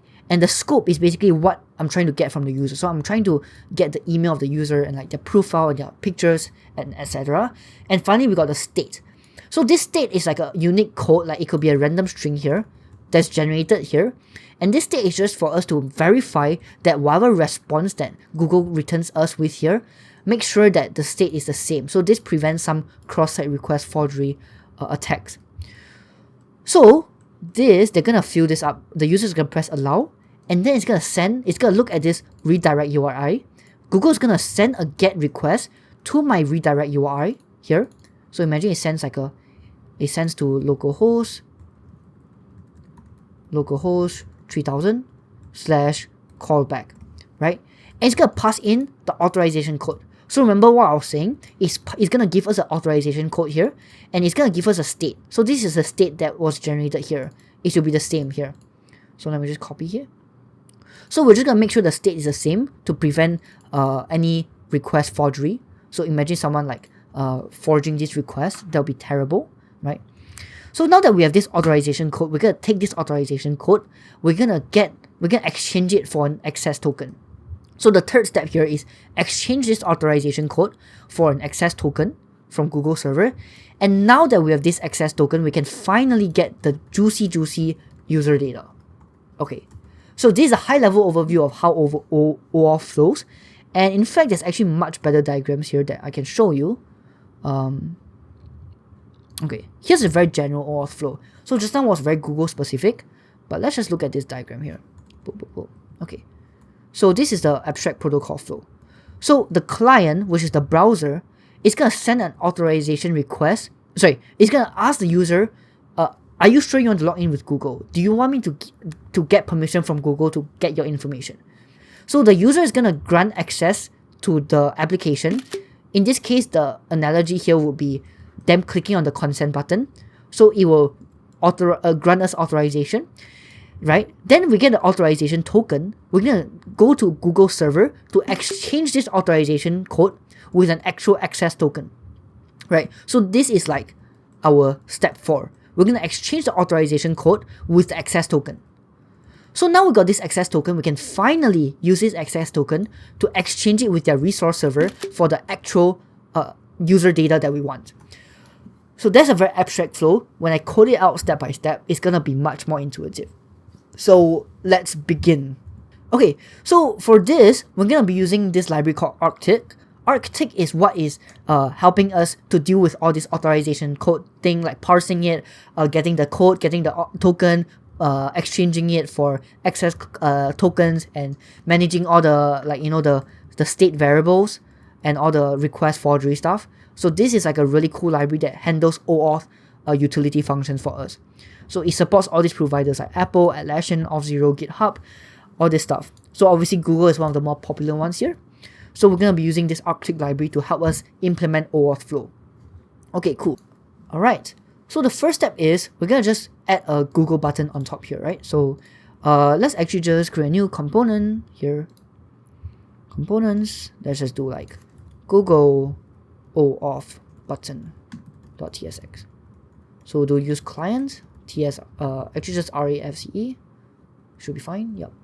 And save it. Let's go into our, what's this called? Authentication page here. And let's actually just put it on top here. Can we do that? Let's just do like a Google OAuth button. So we're just gonna see Google OAuth button showing up here. Okay, cool. And now let's actually go in and style it. So let's just give it make it a button here. And we'll say continue with Google. And we got continue with Google here, pretty cool. And let us just give it some space. So let's just do a height of 4 here. So we get some space between everything here. Okay. And then in this, we got just add an icon here, because I love icons. but we do have icons here. So I'm gonna just install sudo bun install lucid-react, right? So it's just a pretty cool like icon library. So let's just like Google, so import from lucid-react. So I think there is a Google button here. Am I wrong? Do they not have a Google button here? That's so weird. Google, I swear I saw it before. Okay, I guess they don't have it. But you know who has it? Remix icon has it. So let's get remix icon react. Boom, boom, boom. So let's do sudo bun install remix add remix icon /react. Okay.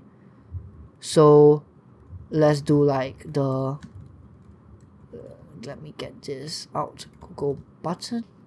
Okay, we have this import ri Google view from add remix icon /react. So then we can actually put a ri Google view here and put margin right of 2, and let's hope that it looks nice. Okay, that looks pretty decent. So then when I click on this, obviously I want something to happen. On click, want to say like console.log logging in with Google. Boom. So let's just see that when we click on this, logging in with Google is cool. Alright, so to actually set up a Google application, you need to come down to cloud.google.com and set up a new app under Google Cloud Console. Okay, so once in Google Cloud Console, you're gonna create a new project. So just create a new project here. Let's name it Lucia-auth-YouTube, right? And create a new project. So this should take pretty fast, like a minute or two. So once it's done, you can click into it. So let's find. So once it's done, you can click into Lucia-auth-YouTube and come down to OAuth consent screen. So this is a consent screen that the user will press continue in order to give us permission to access their data. So let's just configure it. We'll choose external, create, and put a name for the app. So we'll just call it like Lucia YouTube demo. Put a user support email. Just put yours. You can put some other stuff if you want, but the most important one is to put a contact information. So then just press save and continue. And for the scopes, you can just leave it blank here. Right, save and continue, and then back to dashboard. And I want you to just basically publish the app. So this will make sure that like anyone who is using it can actually log in instead of like specifying your testing mode. So now let's go into the credentials, and we need the Google Client ID and Google Client Secret, right? So if you remember in the drawing, where's my drawing? Excali draw. Okay, remember here there's a Google Client ID. So we're trying to get this client ID. So let's actually create credentials, OAuth Client ID. Okay, let's name, it's a web application. You can name it whatever you want. For the JavaScript origins, you can just put as http://localhost 3000 or wherever you're running your application. For the redirect URI, so remember we are basically telling Google whenever the user gives you permission, I want you to redirect to my backend endpoint. So it's very important you set the backend endpoint correctly.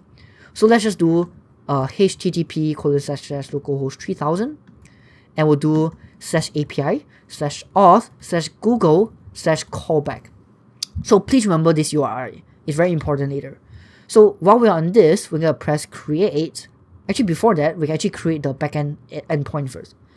So let's come down to our app. We're gonna create a folder called API, and inside the API, we're gonna match the structure. So we need an auth folder. So we need auth, then we need Google, then finally we need a callback, and then we can have a root.ts. So then we can export a async function called get, right? Which have a request, which is a next request, and we'll just do console.log request for now. So it's just a start function. So this function here will correspond to http://localhost 3000/API/auth/Google/callback. Right. So you can see the folder structure here. It should match exactly what you put in here, and it should match exactly what you put in here. So this is important. because this is the backend endpoint. This is the backend endpoint that gets hit here when we're trying to exchange the authorization token. So this is important. So now let's actually finally press create, and we should be able to get our client ID and client secret.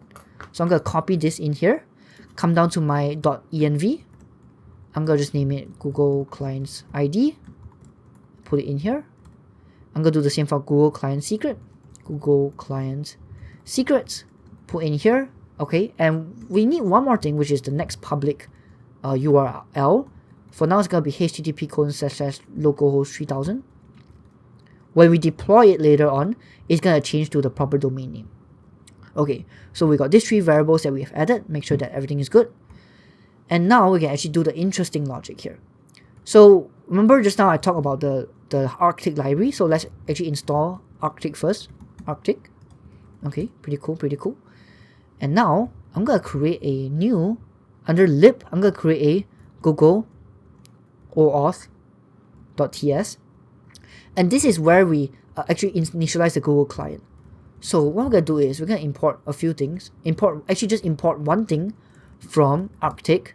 Right, we can see that you can have a lot of stuff. You can have Amazon Cognito, Apple, GitHub, things like that. But we're looking for Google only.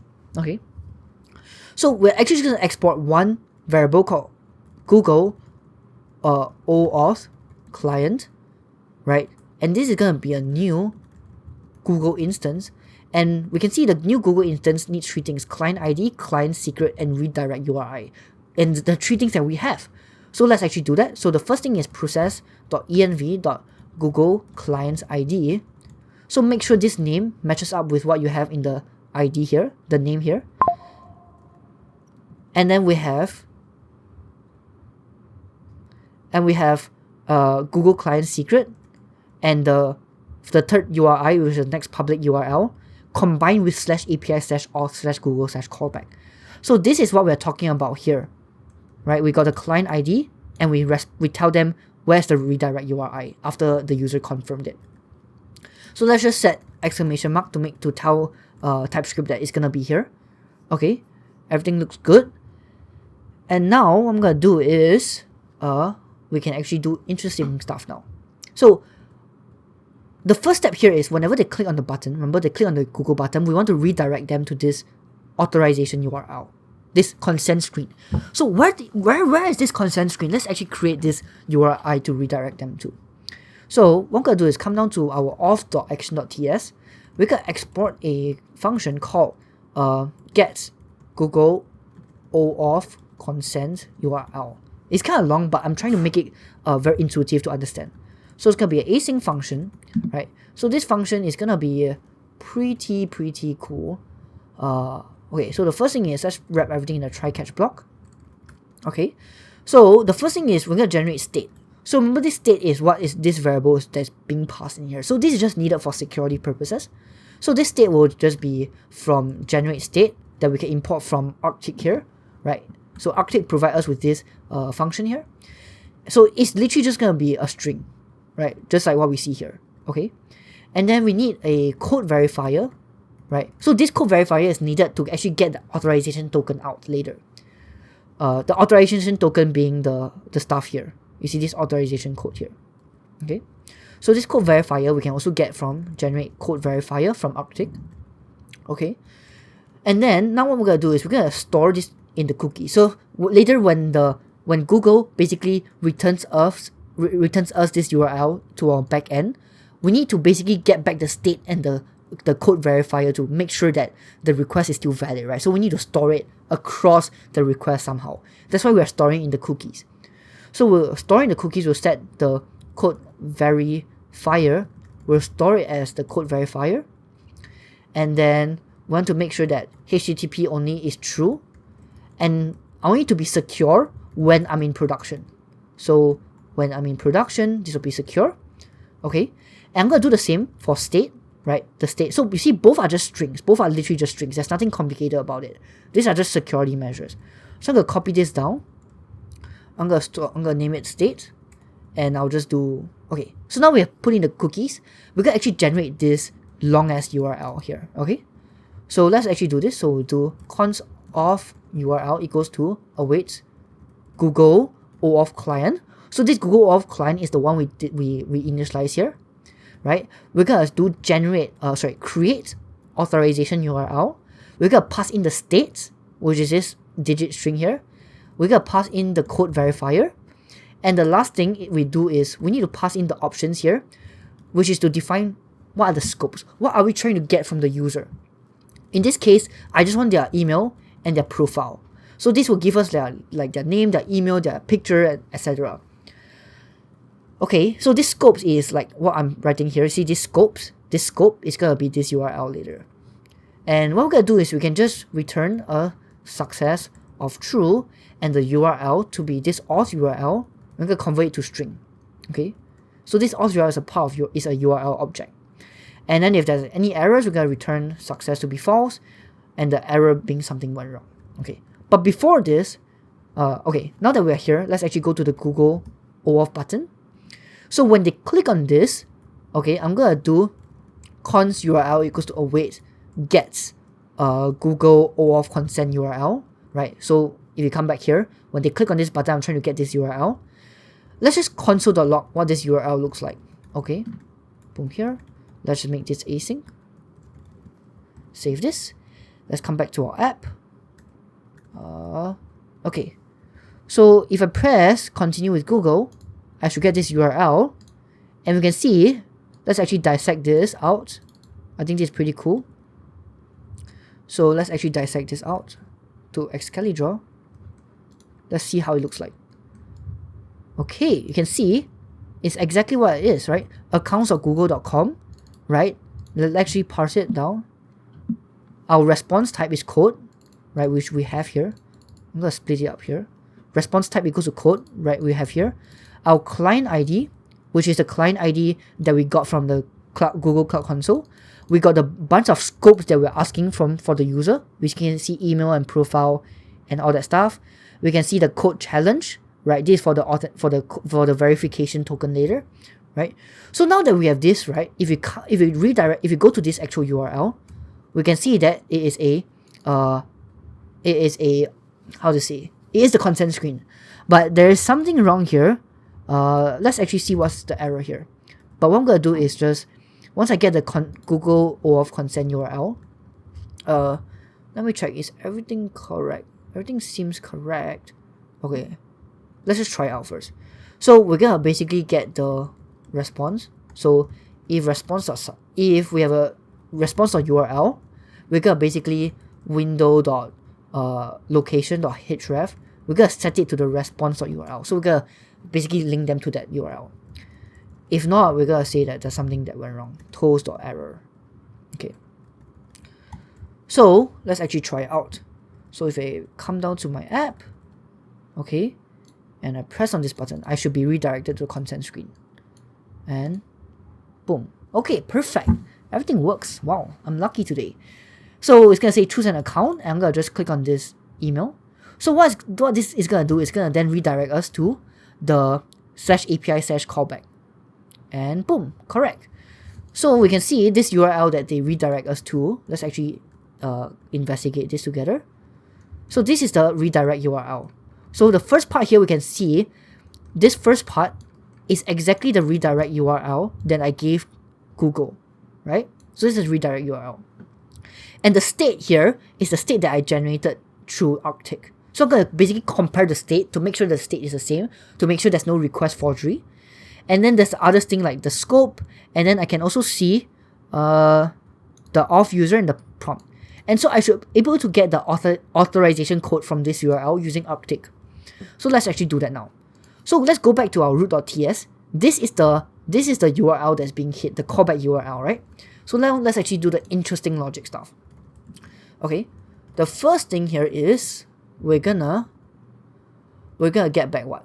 We're gonna get the const URL equals to request on next URL. Okay, we're gonna get the code and the state. So we can see that there's a few things we are trying to extract, right? We got the code here. Sorry, I can't see here. Code. So this is authorization code here. And we got the state, which is somewhere here that we saw just now. Okay, I'm trying to extract the two values out. So let's do that. So we'll do const code equals to url.search params. dot get code, right? And then I'm gonna get the state out of it as well. And I'm gonna check if there's no code or there's no state, I'm gonna return a new response saying that, okay, something messed up, like we are not supposed to be like this, invalid request. I'll pass in a status of 400 in bad request. I'm gonna console.log error, no code or state. Okay, zoom out a little bit. Okay, so you can see it here. Okay, but if I have a code and a state, I'm gonna get the code from the cookies. Remember, we stored the code verifier and the state in the cookies, right? We stored it in. Remember, we stored it here. We're gonna retrieve it back from the request. So we're gonna get code verifier equals to cookies from NextJS dot get code verifier dot value, and we're gonna get the state, right? Sorry, the saved state from the cookies as well. I'm gonna then compare. If I have no code verifier or I have no saved state, I'm gonna return an invalid request as well, right? And then I can check if the state that I have does not equal to the saved state. That means someone has tampered with my request. That's not good. I'm gonna return a invalid request as well. Okay. So now we are in the diagram. We are here. We are parsing out the state. We're now trying to get the authorization token and trying to get the access token. Okay. So how do we exchange the authorization token? Right. We're gonna get it from await Google OAuth client. Right. Remember, it's this thing here. OAuth token. Sorry. OAuth client dot validate authorization code. Right. We're gonna pass in the code here. This code comes from the code in the search params, right? And I'm gonna verify it with the code verifier. So this, once we do this, it's gonna finally return us with the access token. So this is the juicy access token, right? We can get other stuff too, but this is a juicy access token that I can use to exchange for actual user data. Isn't that pretty cool? Right? Okay, so now we got access token, let's actually exchange it, right? So let's get const Google response equals to await fetch, right? We're gonna fetch from this URL, boom here, right? OAuth v1 user info. I'm gonna exchange it for the user info. I'm gonna pass in the headers. I'm gonna pass in the authorization header to be a bearer token, and I'm gonna pass in the access token. So I'm gonna exchange this access token for actual response. So this Google data, right, is gonna be await Google response.json, right? What's the shape of this, right? The shape has ID, right? It has email, it has name, and we have the picture.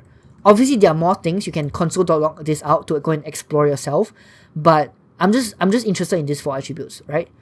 So finally, I'm gonna basically get let's user ID to be a string for now, empty string, because now that I got this user, right, I can do 2 things.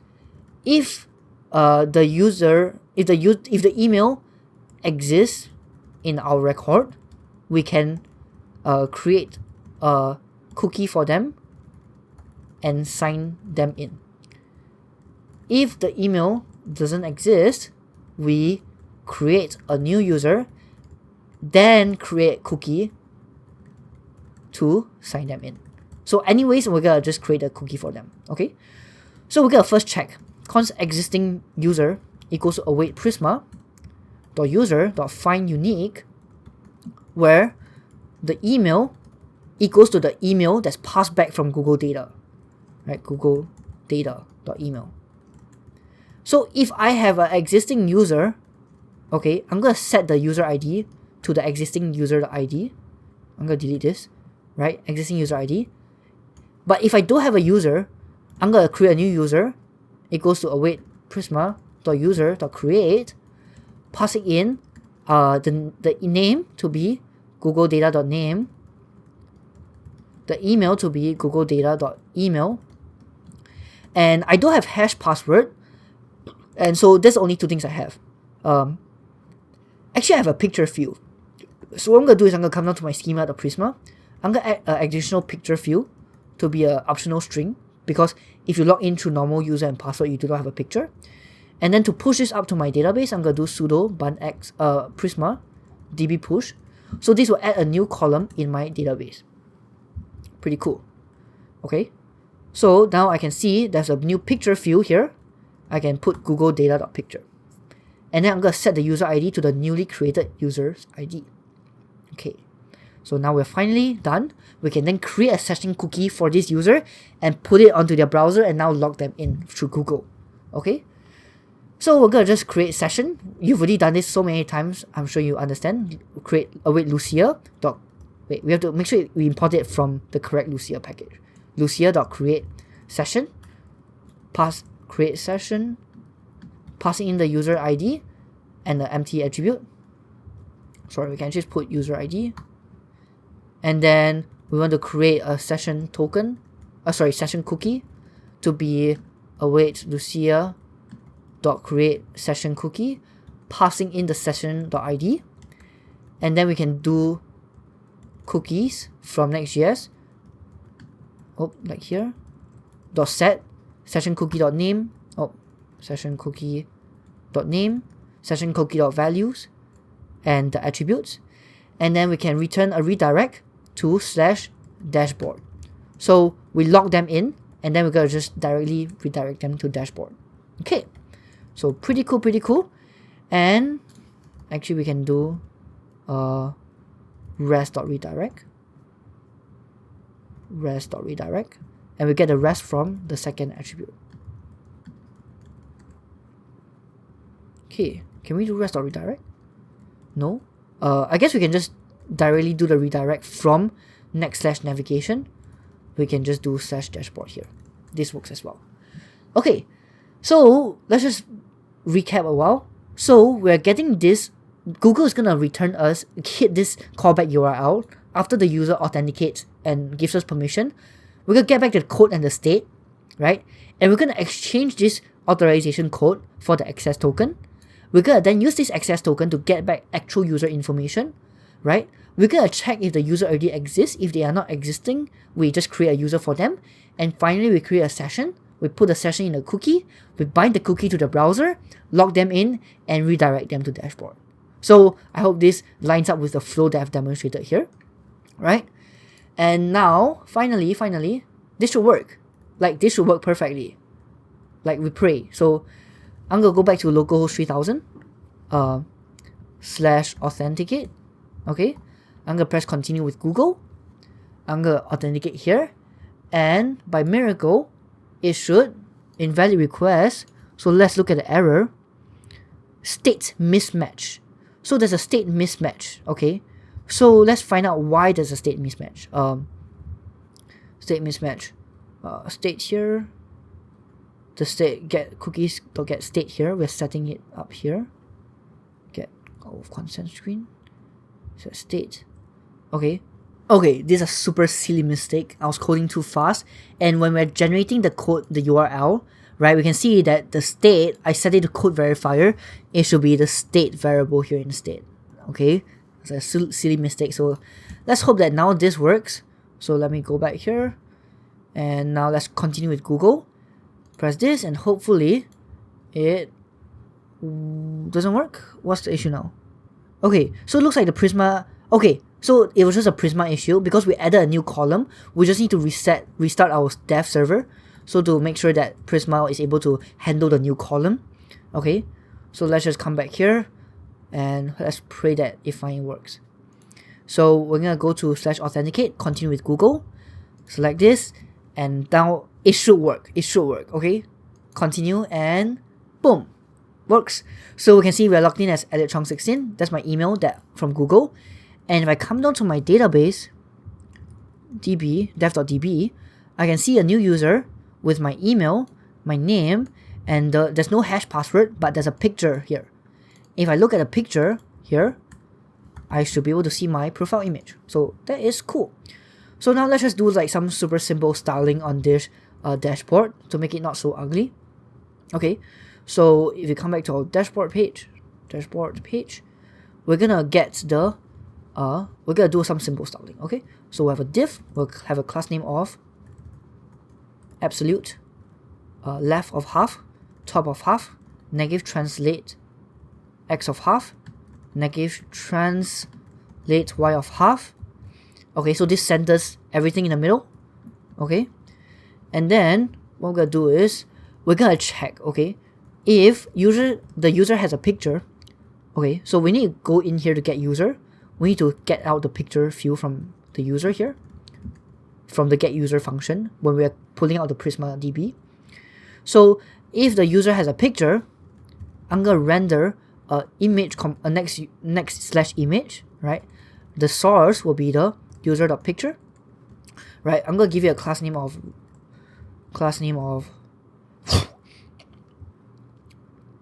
rounded full, height of 16, sorry, size of 16. Okay, and let's do a height of like 40 and a width of 40. Okay, and then let's just do this first. It's gonna throw an error because we need to configure this inside our next config. So let's go into our next config. Let's do images. Let's hope ChatGPT is able to complete this for me. Okay, remote patterns. We get the lh3.google user content. So when we save this, it's going to restart our server, but then it's going to allow NextJS to help us optimize the Google profile pictures. So now let's actually restart and refresh this. We should be able to see our image showing up here. Nice and rounded. Cool. And then in here, I'm going to just delete this. We're going to make it nicer. We'll have a flex.flex-call here. Okay. Before that, I'm actually going to wrap everything in here into a flex container. Inside this flex call, I'm gonna do a span with the user.name and another span with the user.email. Okay, so let's see how this looks. Okay, pretty chill. So let's actually center this. So item center on the first div here. We'll give it some gap in the middle. Okay, I'll give it a border padding of 4, rounded large. Okay, save this. So this looks pretty good. Let's give it a BG gray of 100, transition all, cursor pointer, and then when you hover over it, I'm gonna give it some shadow. So now it looks like this. Pretty cool. Okay, and then for here, let's actually give this some class name so it doesn't look so ugly. Font semi-bold, text-XL. And for this span, we have a text gray 500. Save this. And look, it looks really nice. Okay. And for this sign up button, let's actually put this in the corner of the screen. So let's position it absolutely. So to bring this down, we put it in an absolute container. Let's put it on the top right of 4 and top of 4. Let's put the sign up button here. And sign out works. If I press sign out, we should sign out. Pretty cool. I can still sign in with my elliot@gmail.com 123. Except there's no image, right? My Google still works. I can try this other email. So this should create a new account with me, and now I get this pretty cool logo in here. I can sign out, and everybody's happy. So these are protected routes as well. We can see that there's no user. We just redirect them to /authenticate. Okay. I think that's pretty much it.